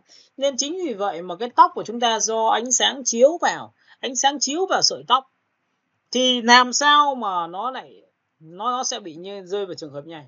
Đôi lúc nó không đọc được tất cả các thông số nên khiến cho cái sợi tóc của các bạn sẽ rất là cảm giác bị khô. Nhìn này chẻ ngọn chưa? Nó sẽ bị đứt đoạn này, các bạn nhìn chưa? Nhưng ngược lại thì câu chuyện của chúng ta multi thì không. Multi nó đọc được tất cả thông số. Nên chính vậy mà nó sẽ đọc được từng sợi tóc của các bạn. Nên đây là giá trị giữa thiệt và hơn. Nên tôi hay chọn multiply nha. Rồi tiếp theo. Vậy thì nó đang hòa trộn trên một cái lớp ảnh. Tôi chỉ cần bảo là thầy ơi em chỉ muốn giữ lại cái phần mặt chân dung thì có được không? Thì người ta nhớ là để muốn cho nó không có sự hòa trộn đấy thì người ta sẽ lập ra một layer giữa. Và layer giữa này thì các bạn hãy chọn cho tôi một cái màu tên là gọi là sáng, màu trắng. Bởi vì là cái hòa trộn chúng ta không hòa trộn trên nền trắng. Được chưa? Thì các bạn sẽ dùng cái bút này bạn tô đến đâu thì cái hình của chúng ta sẽ về đến đấy. Đúng không? Nhưng mà đừng có dạy tô ra ngoài như này là hỏng nhá. Chỉ tô ở trong đây thôi. Thì tô vào trong đây đến đâu thì hình sẽ xuất hiện, bởi vì chỗ này nó sẽ không hòa trộn được trên nền của chúng ta nữa. Đó, các bạn nhìn chưa? Và với cách như này thì chúng ta sẽ lọc sáng rất là đơn giản. Đó, nhưng mà chúng ta hiểu để chúng ta bản chất là sau này làm nhiều hiệu ứng, làm nhiều cái tiểu tiết mà tại sao nó vẫn nhuyễn được vào nhau, tại sao vẫn ngon được vào nhau, đây lý do này. Nhìn chưa? Ok, sau khi đã có xong này thì tôi sẽ tắt mắt cho các bạn xem, như nhìn tắt mắt là thùng này. Nhìn chưa? Và các bạn có thể cầm cái điểm này kéo ra ngoài này, nhìn chưa? Chỗ này nó là màu trắng nên là khi hòa trộn nọc trắng nó cũng không có tác dụng, được chưa? Mọi người hiểu cái này chưa nhỉ? Ok, tiếp theo. Đã hiểu rồi thầy ơi. Vậy thì với cái multi đấy thì người ta sẽ làm cho tấm ảnh của chúng ta tối lên. Và đây chúng ta sẽ đi đến một cái bài rất là quan trọng, đó việc làm cho sắc độ cho cái tấm ảnh của các bạn. Các bạn có thể kiếm một cái hình ảnh như sau. Ctrl O. Chúng ta sẽ để ra ngoài desktop. Đây, tôi sẽ kiếm cô người mẫu mỹ phẩm.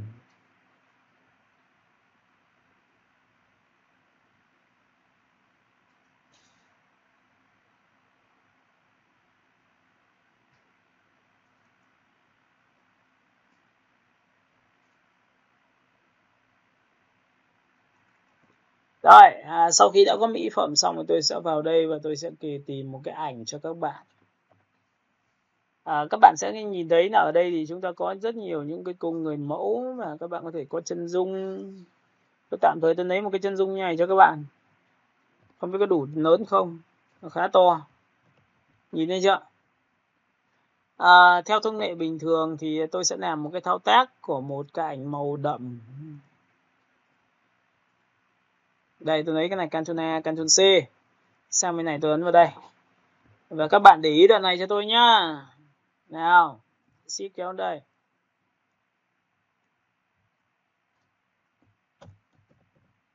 Được chưa? Theo hiệu ứng thì các bạn sẽ thấy rằng là nếu mà tôi chọn vào multi thì màu sáng này sẽ bị triệt tiêu. Và tất cả những cái phần này nó sẽ đậm dần, được chưa? Nhìn thấy chưa?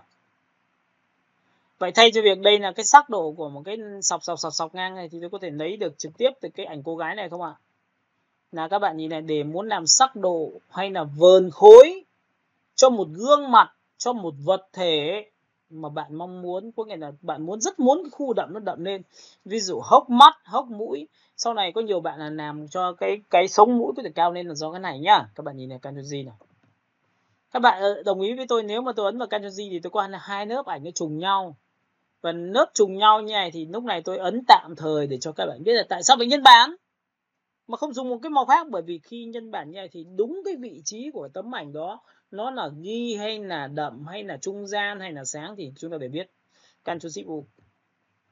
Mọi người nhìn thấy Ctrl Shift U chưa? Các bạn có thấy là Ctrl Shift U thì lúc này nó ra đen trắng để cho các bạn nhìn không? Vậy thì các bạn có đồng ý với tôi là cái giải chuyển màu của chúng ta vừa rồi, chúng ta ví dụ nó chỉ là từ 100% đến 90% đến 80% đến 70% đến 60% đến 50% đến 20%, ví dụ đến 10% cuối cùng, thì cái này nó được giải ra theo khuôn mặt của các bạn. Ví dụ cái đỉnh mũi của chúng ta là một trắng này, 100% này. Mọi người có nhìn thấy chỗ này chưa? Sau đó là chuyển giao thì ví dụ cái phần trong tóc này thì có phải là nó chính là 100% của màu tối không? Rồi da mặt của chúng ta cũng chia theo vờn theo khối để nó tạo ra cái độ căng tròn hay là độ nồi nõm của cái gương mặt của chúng ta không? Vậy thì sắc độ các bạn có đồng ý với tôi đâu có phải là 10 đến 20 đến 30 đâu, mà thậm chí nó còn chia rất nhiều độ nữa, đúng không ạ? Được chưa? Hiểu đoạn này chưa đã? Cả lớp nhá, để ý đoạn này cái này liên quan đến việc là chơi ảnh đấy, nó là bản năng gốc đấy. Nên là tại sao mà có nhiều ông lại rất là thích sao hiểu như này, đúng không ạ? Tôi dạy cho bạn không phải là theo kiểu thuộc vẹt, mà bạn phải hiểu được bản chất của nó thì sau này bạn mới nắm được, bạn mới vờn khối theo gu của bạn được, chứ không phải theo gu của thầy Khánh. Được chưa? Rồi, tiếp theo này. Nếu trong trường hợp này tôi ấn vào Ctrl G nha, Ctrl G, thì có phải là khi Ctrl G xong thì có hai lớp ảnh rồi. Tôi chỉ cần chọn vào cho nó một cái hiệu ứng, đó là multi. Thì các bạn có đồng ý với tôi là cái hình này sẽ đậm lên một độ không ạ? Và sau khi đậm lên như này thì làm thế nào để nọc được? Tôi chỉ lấy không. Cái da mặt của cô gái phần sáng nó phải sáng hơn cơ. Nó phải sáng cơ, còn cái phần đậm thì em muốn là nó đậm hơn được như này rồi. Nhưng mà phần sáng da mặt nó phải như cũ cơ, nó phải như này cơ. Thì có được không ạ? Các bạn hiểu cái này của tôi chưa? Alo. Có nghĩa là muốn da mặt thì sáng nhảy, nhưng mà phần chỗ này này, chỗ gần gò má chỗ này nó phải đậm lên một độ cơ, chỗ này hốc mắt đậm nó độ cơ. Thì làm bằng cách nào? Đấy là vấn đề đúng không? Ok, bây giờ trước khi đi đến điều đó, tôi sẽ làm một cái thao tác như sau là Ctrl A trước, Ctrl C và sang file này tôi nhấn vào Ctrl V. Nhìn chưa? Đầu tiên tôi sẽ cho các bạn một cái hiệu ứng, mà cái hiệu ứng này gọi là hiệu ứng lọc màu, lọc sắc độ ở phía trên của lớp ảnh của chúng ta. Nhớ nhá, ở đây các bạn coi như cái lớp này là lớp sắc độ để hòa trộn đi, được không ạ? Sắc độ lớp ảnh trên để hòa trộn. Và chúng ta làm một cái thao tác như sau này. Để muốn lọc màu hay là hòa trộn, người ta dùng một cái phương pháp số 1 là chuột phải vào lớp đó, chọn vào Blending Option. Trong phần Blending Option thì các bạn để ý cho tôi cái điểm như sau, bảng Blend It. Nó có phần là Custom Layer, là cái giá trị màu đậm này. Nhìn cái dây này chưa? Nó tượng trưng cho màu đậm ở dưới này. Màu sáng này nó tượng trưng cho màu sáng ở trên này. Cả lớp mình nhìn thấy cái này chưa nhỉ? Nhìn nhá, vậy thì coi như đây là cái lớp ảnh phía trên. Có nghĩa là khi tôi kéo đến đâu thì màu đối tượng tôi muốn triệt tiêu thì tôi sẽ bị mất đến đấy. Ví dụ tôi muốn nó mất màu đen thì tôi kéo đây, mất màu đen này. Nhìn nhá, các bạn có nhìn mất màu đen là màu ghi chưa? Màu ghi nữa, màu ghi nữa, màu ghi nữa, màu ghi nữa, màu ghi nữa, màu ghi nữa, và tôi kéo hết đến cuối cùng là tôi đã loại trừ toàn bộ. Nhìn thấy chưa? Mọi người có nhìn thấy tôi kéo này chưa nhỉ? Alo. Rồi, bây giờ tôi muốn loại từ màu trắng xuống thì tôi sẽ cầm cái này, đúng không? Dạ thấy ạ. Ok, mọi người hiểu cái này chưa? Vậy tôi hỏi mọi người nhé, nếu mà tôi nhân bản cái người cô gái nên thì có phải là tôi muốn giữ lại cái gương mặt mà tôi chỉ muốn cho cái phần đậm đậm lên đi, thì có phải tôi kéo từ trắng hay tôi kéo từ đen ạ?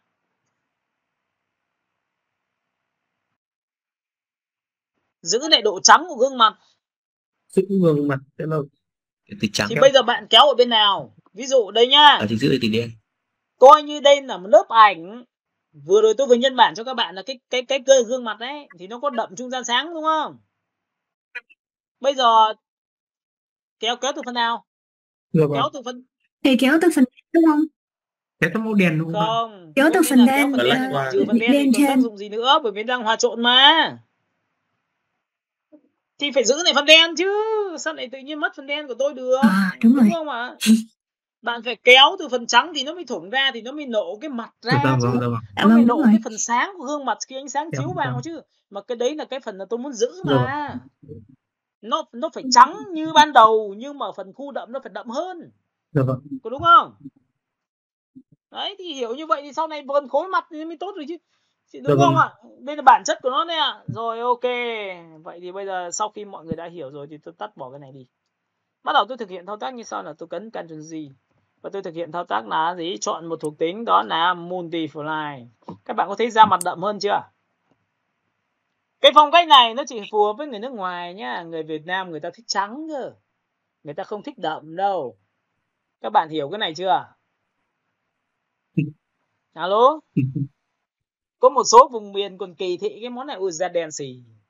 Dạ vâng ạ. Được chưa? Chuột phải. Đúng rồi, nhưng mà khổ quá. Có rất nhiều ảnh Việt Nam này để mà thấy. Tôi bảo không, da em phải trắng bóc, và trong khi đó da em tối thui. Đúng không ạ? Nào, thấy chưa? Nó phải đi theo phong cách, kiểu gì tôi cũng chiều được. Đúng rồi. Tóm lại là mình khách mỗi người tôi có một kiểu khác nhau. Chuột phải chọn là Blending Option. Thì trong phần Blending Option thì có phải là cái này nó đại diện cho vùng tối không? Thì vùng tối giữ lại là chắc rồi. Vùng sáng đây đúng không? Kéo này thì bắt đầu từ mũi bắt đầu thủng. Dạ vâng. Các bạn có nhìn thấy mũi thủng không? Má thủng không? Dạ có ạ. Nhìn thấy chưa? Mũi thủng, má thủng chưa? Nhưng các bạn phải để ý là nếu trong trường này mà tôi chỉ cần hơi kéo xuống một chút xíu này, thì các bạn có thấy là cái gương mặt của chúng ta giống như đánh bóng không?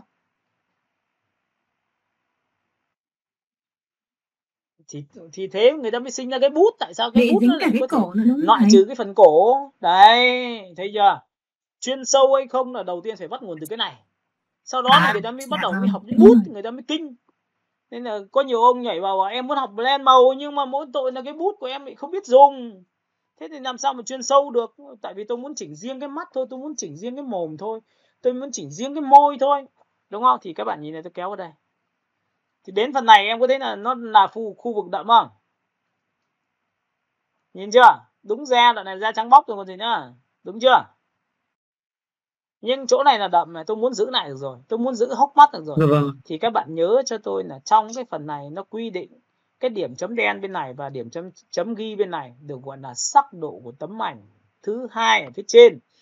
Bạn muốn chuyển giao nó thì bạn được quyền tách cái vị trí màu trắng ở khu vực trắng này nè. Nào hai, bằng công cụ phím Am cho tôi thì nó chuyển êm hơn. Nhìn chuyển êm chưa nhỉ? Nhìn chuyển êm chưa? Alo? Đúng rồi, có nghĩa là nó phải giữ cái sắc độ từ đây. Cắt đường rửa cái đó đúng không ạ? Em hiểu nó còn nếu mà em như này thì nó lại bắt đầu ngay từ đây rồi nó sẽ như này này. Hiểu cái này chưa? Đấy, nhưng mà tôi muốn quy định nó đến đâu. Vâng, em hiểu rồi. Tôi muốn quy định đến đây chẳng hạn, chỗ này. Thì bắt đầu tôi tách ra bằng phím Am, tôi kéo như này thì có phải nó sẽ chuyển êm cho các bạn không?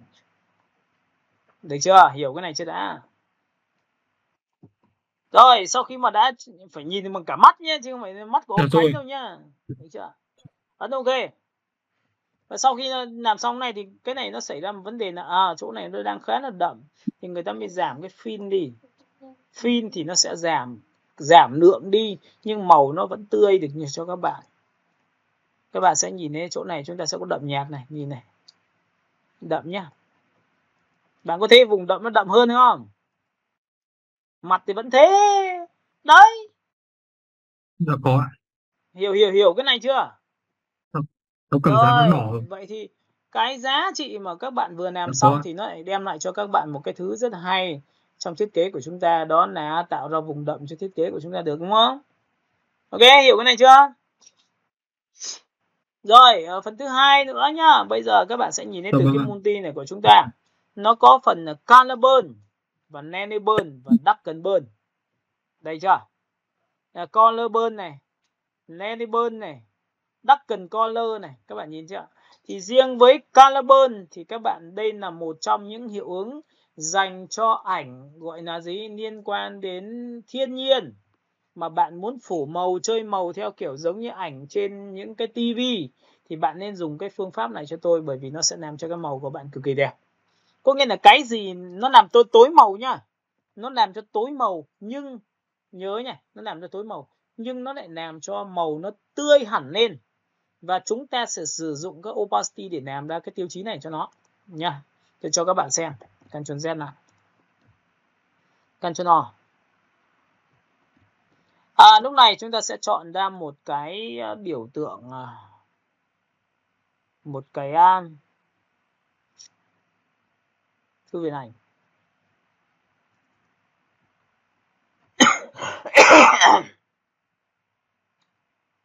Chúng ta lăn chuột xuống một chút xíu.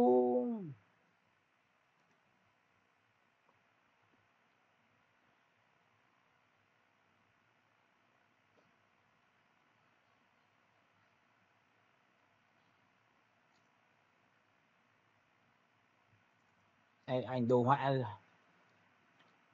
Ok, chúng ta sẽ kéo chuột xuống và chúng ta sẽ có một cái file. Phải chưa? Các bạn có nhìn thấy cái này không ạ? Tôi lập ra một layer mới cho các bạn và tôi đổ không, kiếm một cái ảnh khác xem cho nó sâu thẳm hơn tí. Kéo chuột xuống, nhìn thấy cái thuyền. Cái này là màu rất là đẹp luôn, về chính các bạn nào mà thích chơi màu ảnh.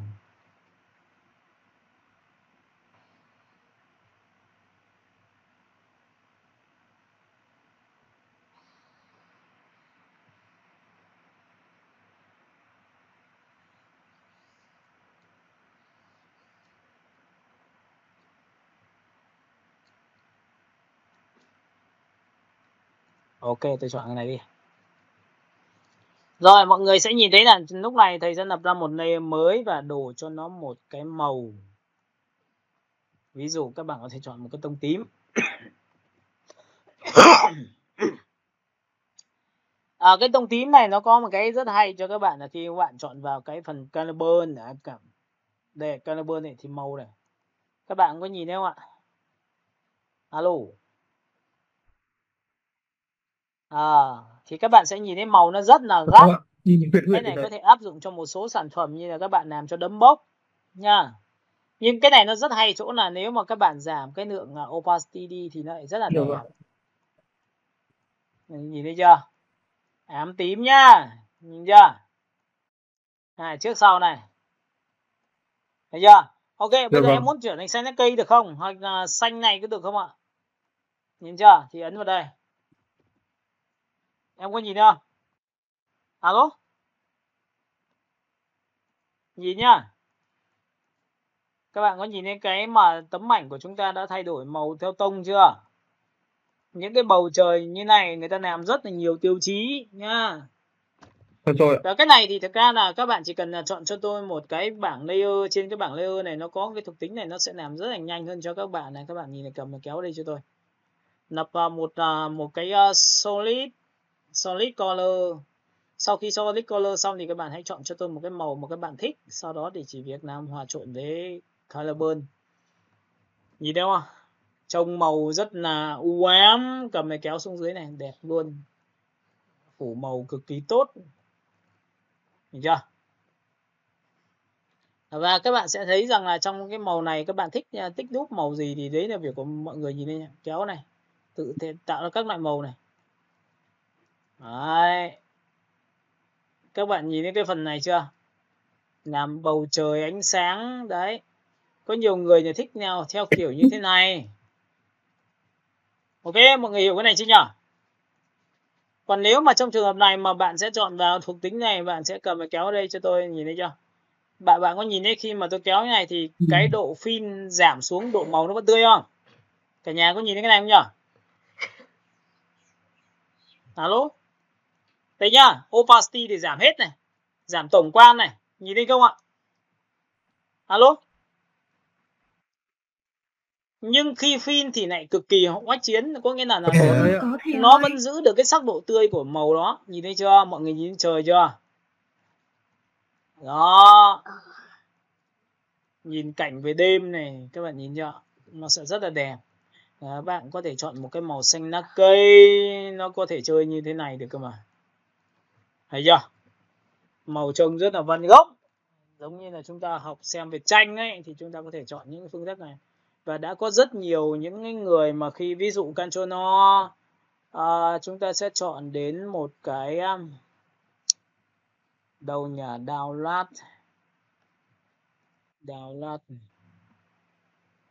Hôm nọ thì tôi có cho xem một số cái sản phẩm.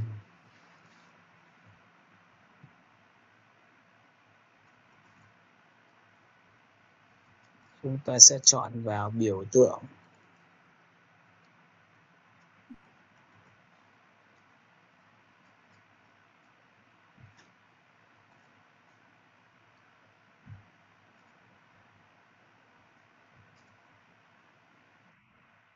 Ok nhá. Rồi, vậy thì cái giá trị mà tôi vừa chia sẻ cho các bạn để làm ra cho chúng ta có những cái màu sắc nó liên quan đến những cái gì liên quan màu thì các bạn sẽ chọn vào Color Burn cho tôi, Nanny Burn và Darken Burn, Darken Color. Tiếp theo bây giờ chúng ta sẽ chọn sang cái tông màu thứ hai, đó là Lighten. Lighten chính là làm sáng ảnh. Các bạn ghi Lighten làm sáng ảnh. Lighten làm sáng ảnh.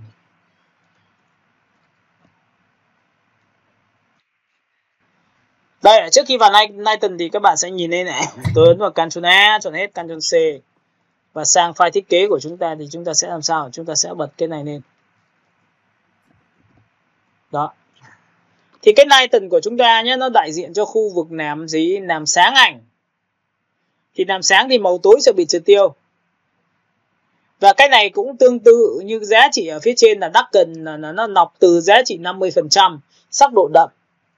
Cái gì thiên về sắc độ đậm mà đậm hơn 50% màu ghi thì nó sẽ bị triệt tiêu hết. Còn tất cả những cái giá trị liên quan đến cái việc mà sáng hơn 50% màu ghi thì nó sẽ giữ lại cho các bạn. Còn Screen là làm cho sáng ảnh. Làm cho sáng ảnh nhưng cộng với lớp ảnh dưới làm cho sáng màu, nên là chính vậy nó chia độ cho các bạn, nhìn thấy chưa? Nó chia độ rất là dễ dàng cho các bạn làm sáng ảnh nha, nhìn chưa? Thì cái này nó tương ứng với giống như multi, cộng với lớp ảnh dưới làm cho đậm màu thì cái này cộng lớp ảnh dưới làm cho sáng màu. Vậy thì hai cái này nó cực kỳ quan trọng khi thiết kế cho các bạn. Ví dụ ở trong trường hợp này thì tôi sẽ bỏ cái mắt này đi và tôi sẽ để lại nguyên cái này, mà tôi lập ra một cái file cho các bạn cũng có 3 cái chấm như vừa rồi tôi vừa làm. Cái đầu tiên thì tôi sẽ để là màu trắng rồi, tôi đã nói cho các bạn. Sau này thì tôi sẽ giữ phím Alt V, tôi sẽ đẩy cái anh này ra sang bên này và tôi sẽ khóa cái nền lại và tôi sẽ đổ cho nó một cái edit và chọn cho nó một cái fill. Tôi sẽ có 50% là thứ hai. Chuột phải cái thứ ba này tôi giữ phím Alt, tôi kéo đây, tôi ấn vào Ctrl Y ngắn là cái thứ ba. Đấy thì các bạn có thấy là tôi có 3 cái ảnh này và bắt đầu tôi sẽ hòa trộn.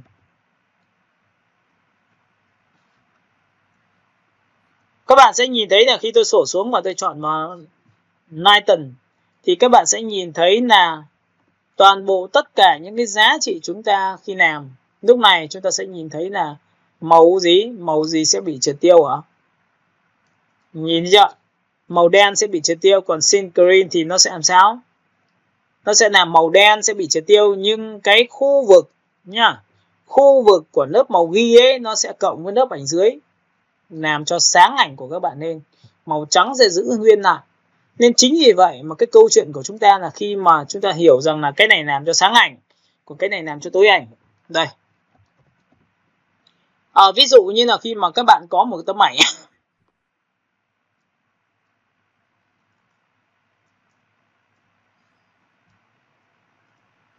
đây là một cái ảnh tối thui, các bạn có thấy không ạ?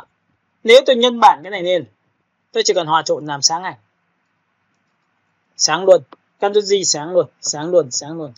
Thì các bạn có thể áp dụng cho nội thất này, cứ nhân bản càng nhiều thì ảnh chúng ta càng sáng và nó biến cái ảnh tối của chúng ta trở về sáng ban đầu. Và đấy là một trong những cái yếu tố mà khi mà các bạn chụp ảnh bị tối quá thì bạn có thể cứu sáng được bằng cách này. Nhưng nó cũng chỉ là cách tương đối thôi, còn nếu mà muốn xuất sắc thì không phải đâu nhá, các bạn nhớ nhá. Rồi tiếp theo này. Vậy quay trở lại với cái giá trị về chỉnh màu cho ảnh thì người ta có một cái phương pháp như sau. Bạn sẽ trộn giữa hai giá trị này với nhau. Một cái là làm sáng ảnh và một cái làm tối ảnh. Đây tôi sẽ chỉnh cho các bạn một cái chân dung nhá. Công việc đầu tiên là để muốn chỉnh sáng ảnh thì tôi ấn vào Ctrl G. Bước số 1 là tôi sẽ làm cho nó sáng ảnh như thế này. Thì các bạn có thấy là da chúng ta sẽ trắng lên không ạ? Alo? Alo, cả nhà mình nhìn thấy cái đoạn này chưa nhỉ? Vậy thì có nhiều người các bạn ạ, em muốn giữ cái da trắng nhưng không phải trắng hết. Em muốn loại trừ tất cả khu đậm đi, bởi vì em muốn đậm như ảnh ban đầu. Thì có phải là chuột phải chọn là blending option không? Trong cái bảng này, theo bạn, chúng ta kéo đen hay kéo trắng?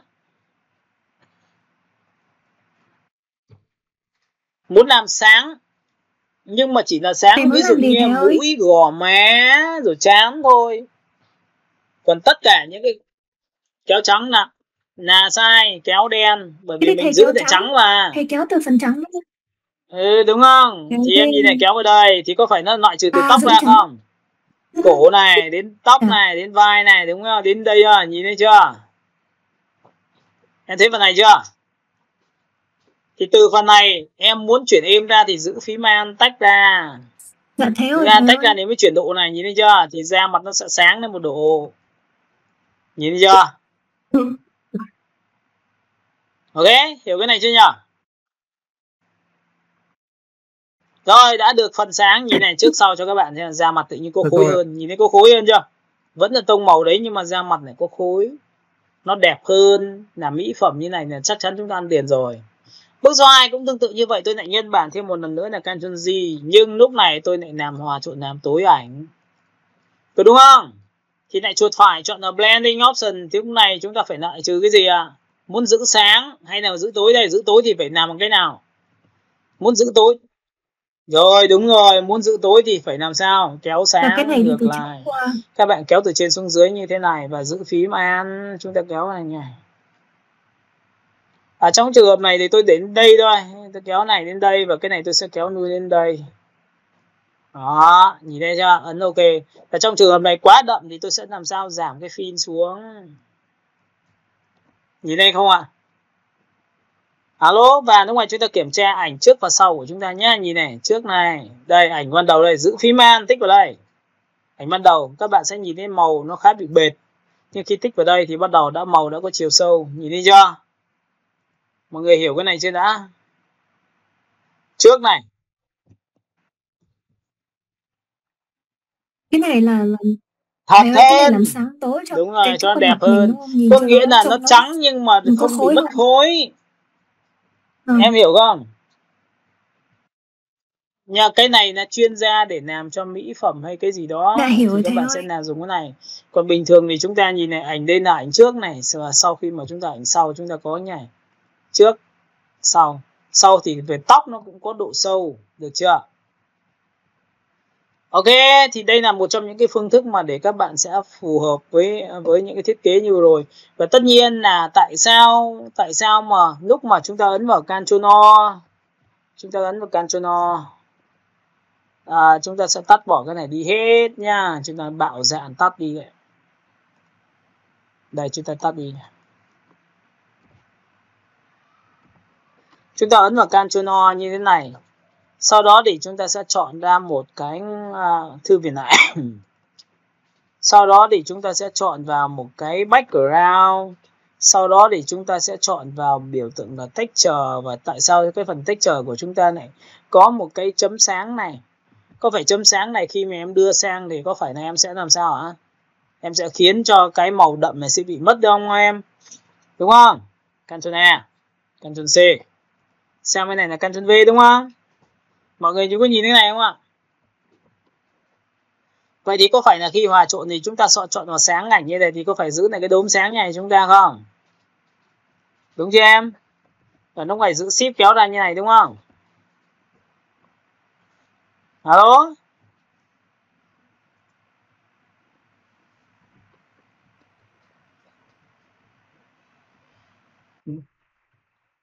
Không, bình tĩnh hình đâu. Em hiểu đoạn này chưa? Nhìn chưa? Và tất cả những ánh sáng này chúng ta làm được này. Nhưng phần thứ hai là Cantono. Tại sao chúng ta lại có thư viện ảnh? Tại sao chúng ta lại có ảnh cưới? Chúng ta lại phải, bởi vì là nhiều lúc về chúng ta làm ảnh cưới thì tông màu nó phải làm sao? Nó phải khác biệt đúng không? Làm tuyết rơi, làm mưa rơi hay cái gì đó thì mình cũng phải có ý đồ. Ví dụ như là tuyết rơi. Ví dụ em làm một cái sản phẩm tuyết rơi chẳng hạn. Đâu rồi, không biết ảnh của mình kiếm mình để hết đâu ấy. Rồi, tư liệu bộ lọc. Đây đi. Chúng ta vào cái khác. Chúng ta sẽ chọn vào biểu tượng là tư liệu. Chúng ta ảnh phục chế.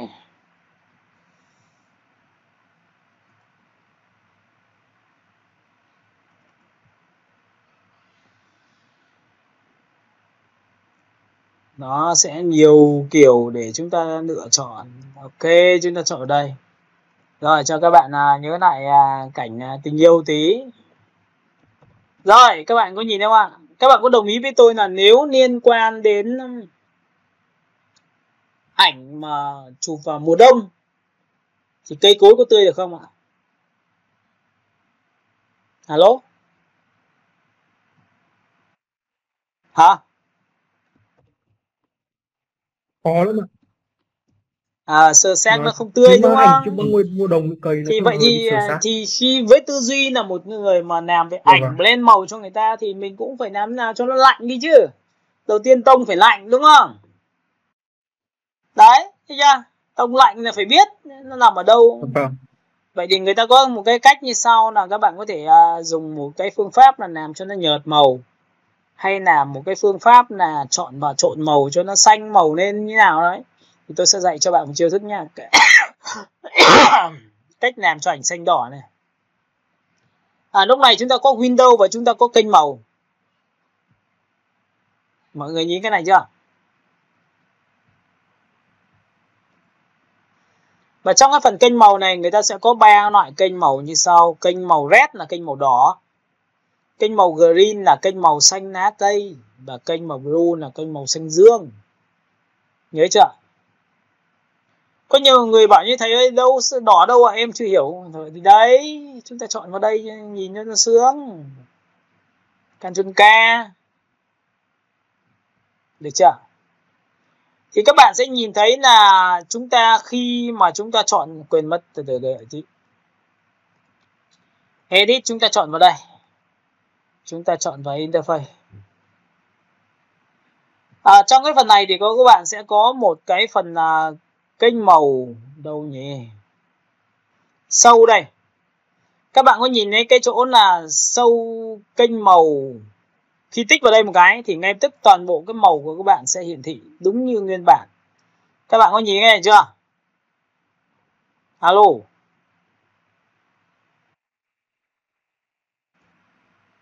Kênh màu thứ hai là green này, các bạn tích vào đây thì cũng hiểu nhá, nhìn nhá. Yeah, green. Và 3 cái này nó cộng với nhau thì ra một cái màu chính xác như này. Vậy bây giờ chúng ta sẽ chọn phương thức này, chúng ta sẽ lấy cái màu xanh lá cây này, chúng ta chọn vào Ctrl A là chọn cả cái kênh màu này. Sau đó chúng ta paste lên sang cái màu xanh lá cây này, xanh dương này. Thì cái màu xanh lá cây cộng với màu blue này nó sẽ là màu gì? Màu xanh lá cây đâu? Đây. Màu xanh dương đâu? Cộng ra nó ra cái màu gì? Ra màu này. Các bạn có nhìn thấy ra màu này chưa? Alo? Nó sẽ khiến cho cái file thiết kế xanh lá cây của các bạn nó sẽ bị biếc lên như này.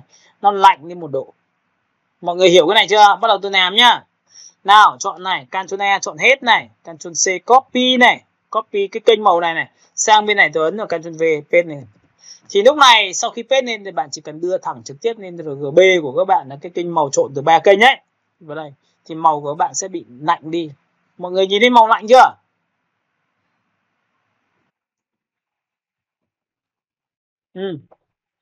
Dạ rồi thầy. Dạ có. Thầy ơi cho em hỏi á, giờ ví dụ nếu mà cái 3 cái màu này á là 3 màu chính thì mình để vậy, nhưng mà mình đổi nhiều mình chỉ màu cần khác bắt đầu nhau, từ nhưng đây mà không? sau Hay này mình còn có tính thể đổi sang nhiều màu sau. khác nữa được Em không? này hỏi vượt gấp 10 mấy bài đấy em nha. Rồi vậy thì sau khi mà em nhìn thấy cái tông màu này thì chúng ta lại quay trở về thuộc tính là Dạ vâng. màu trông rất là Hàn Quốc chẳng hạn. Thì bây giờ như này nhá, thì các bạn có đồng ý với tôi là tôi đã làm xong cái ảnh này rồi thì tôi ấn vào Ctrl G làm lớp. Và lúc này tôi được quyền hòa trộn làm sáng ảnh, được không ạ? Mọi người có nhìn thấy sáng hơn chưa? Alo? Đúng rồi. Thì vừa học sáng mà làm sáng ảnh mà màu tối sẽ bị triệt tiêu còn gì nữa. Đúng không? Nhưng bây giờ ấn vào Ctrl G lần thứ hai, làm tối ảnh thì sao? Mọi người có nhìn thấy nó đủ đậm chưa? Alo? Alo, alo. Đẹp rồi thôi dừng lại nhá. Dạ có thầy. Đẹp rồi. Nhìn này, tại vì là khi mình hiểu được bản chất là mình vừa đậm vừa nhạt ấy, nó sẽ giúp cho chúng ta là một thằng thì làm sáng, một thằng thì làm tối, và hai cái thằng đấy nó sẽ dung hòa với nhau để làm cho sắc độ tấm ảnh của các bạn nó tốt hơn ở phần trung gian đấy, các bạn hiểu không? Thì lúc này tôi giảm cái pin 50% của ông này đi và pin 50% của ông này đi thì cái ảnh của tôi nó sẽ đẹp hơn, nó không được quá đậm, nhìn thấy chưa?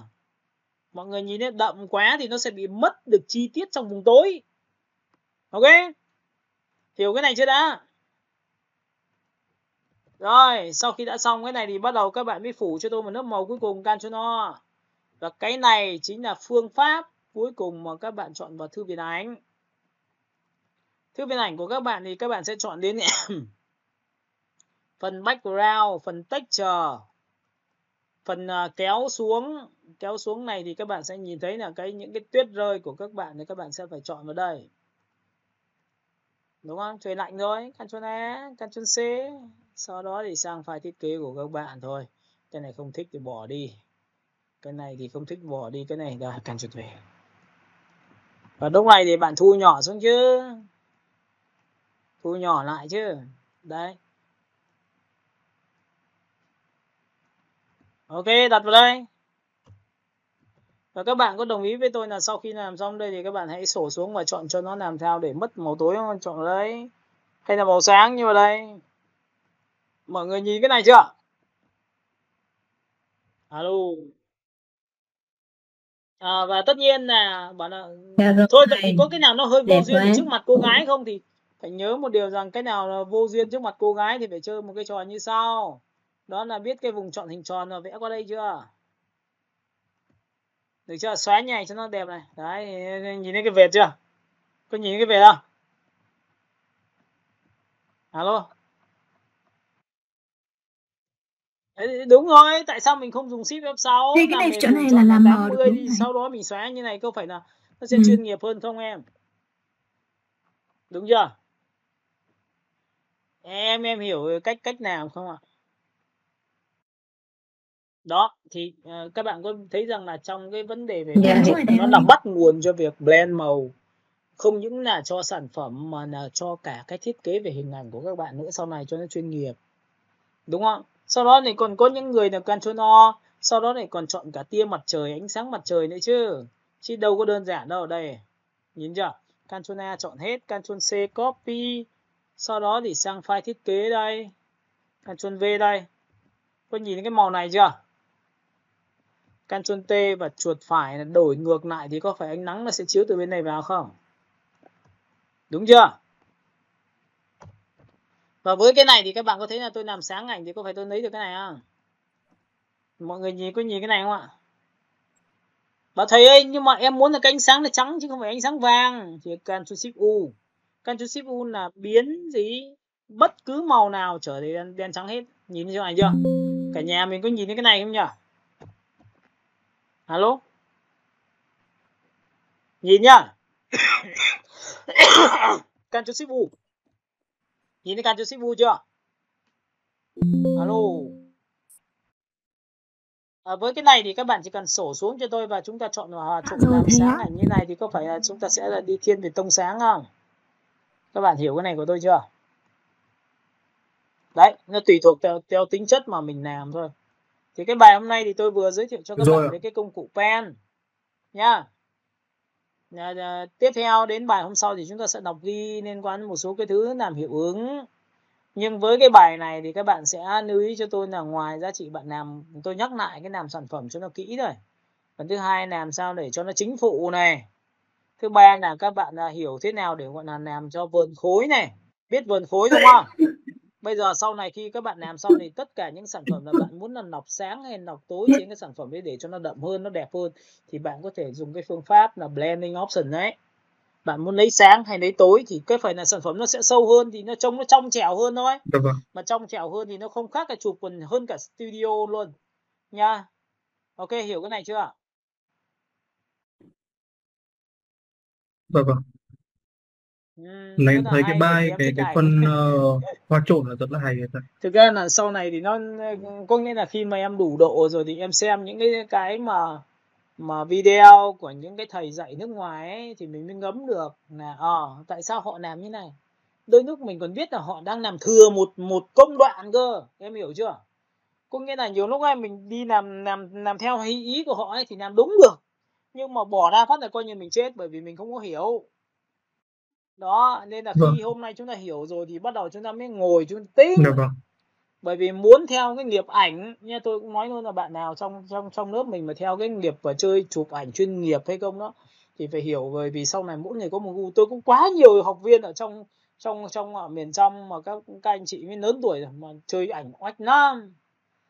Có nghĩa là sau này về già tôi sẽ chơi chứ còn bây giờ tôi chơi được nha, nhưng bản chất gốc thì là thuộc về các bạn, không phải thuộc về tôi, nên là các bạn phải lĩnh hội nha. Sau này thì ví dụ như em muốn rằng cái chỗ này nó hơi vàng vàng một tí, ở chỗ này hơi tím tím một tí thì bằng cách nào đấy, có nghĩa đặt vấn đề đấy. Tôi muốn làm chỗ này tím, chỗ này muốn làm vàng thì làm cái này, bởi vì chúng ta còn phải kéo màu nữa. Bởi vì cũng là một cái phiên bản này nhá em nhá, nhìn này, cùng làm tấm ảnh này F12 này, quay trở lại ban đầu này, nhìn chưa? Thì cái công cụ màu của chúng ta làm ảnh nap color thì lại khác. Nap color sẽ khiến cho màu chúng ta xanh biếc, xanh tươi hơn thì chúng ta phải qua image. Đây nhá, tôi sẽ trình bày cho các bạn lần này, có lần này khá hay và rất nhiều người chơi cho là nap color. Nhà mình nhìn thấy cái nap color chưa? Nap color là giá trị ảnh hai màu thôi, tích vào đây một cái. Và khi tích vào đây xong thì cái câu chuyện window của chúng ta nó không còn là RGB nữa mà nó chỉ có hai màu thôi. Nhìn thấy cái màu A và màu B này. Có nhìn thấy cái màu A màu B không? Cả lớp mình nhìn cái này chưa? Và khi tôi tích vào màu E này thì các bạn sẽ nhìn thấy ở đây nó sẽ có một cái màu, đó là màu hồng và màu xanh dương. Và màu B là màu vàng nhá. Nhìn thấy màu vàng chưa? Màu hồng và màu xanh dương và màu vàng, nhìn thấy màu vàng chưa? Và khi mà chúng ta trộn giữa A và B này, nó sẽ làm cho tấm ảnh của các bạn cực kỳ đẹp. Ctrl A chọn hết, Ctrl C copy. Chỗ này là màu xanh lá cây này, xanh dương này. Nó lên cái màu vàng nó sẽ khiến cho xanh biếc hơn này, Ctrl V này. Và sau khi mà ấn vào Ctrl V thì chỗ này nó sẽ biến đổi màu này. Nhìn chưa? Và lúc này chúng ta quay trở lại cái màu của chúng ta. Các bạn có nhìn thấy màu tươi hơn không ạ? Nhìn thấy đẹp hơn chưa? Alo. Alo.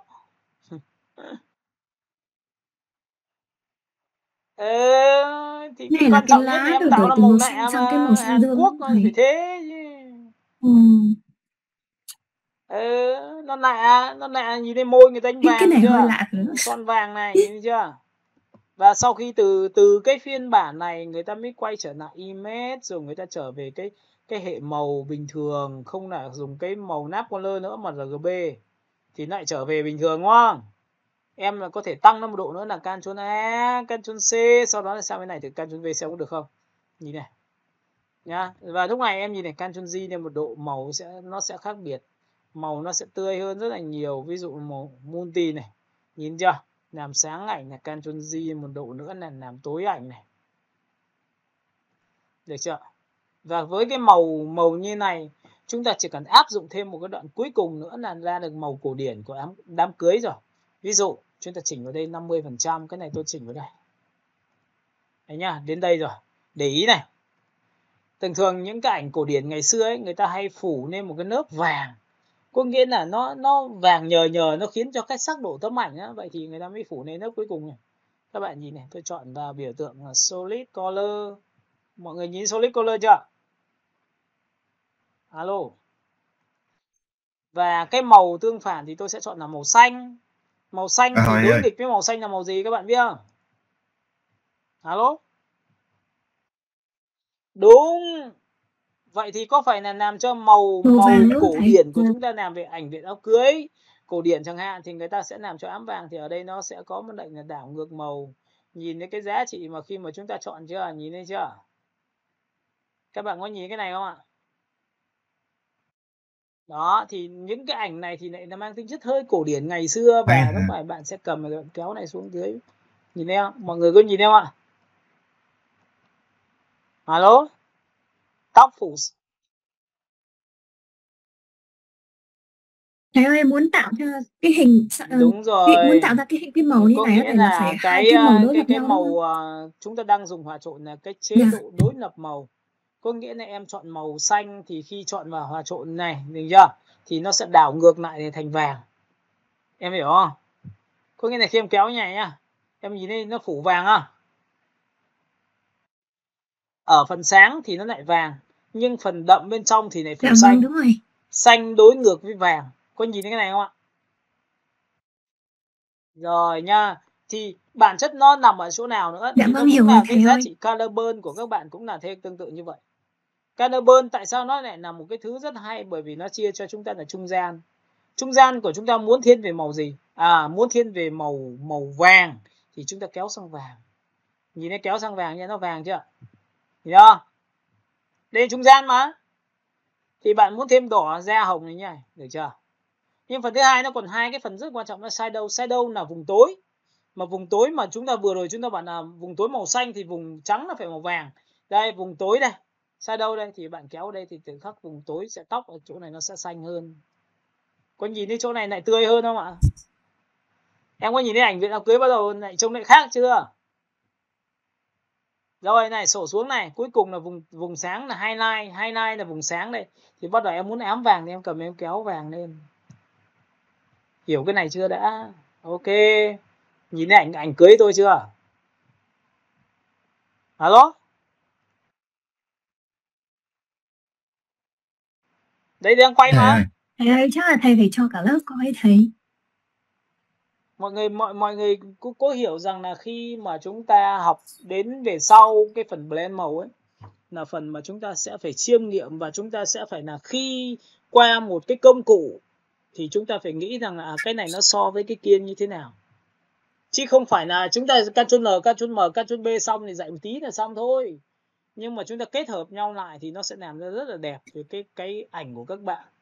Xong ảnh chúng ta ảo như thế nào đấy là do chúng ta thôi nhá. Ok, cảm ơn mình nhiều nắm bắt được cái bài hôm nay nhé, trừ những đoạn sau. Nếu bạn nào sau mà thấy ngấm được thì cứ ngấm, còn đoạn sau mà không ngấm được thì chúng ta bỏ qua, để chúng ta buổi sau chúng ta sẽ đi vào cái phần pen tiếp theo, đó là pen dạng sáp. Ok, đoạn này hòa trộn. Alo, nó mình nghe được chưa nhỉ? Dạ vâng ạ. Dạ vâng ạ. Nghe thầy ơi. Bye bye, hẹn gặp lại các bạn buổi sau nhé. Ok. Chào thầy. Chào thầy.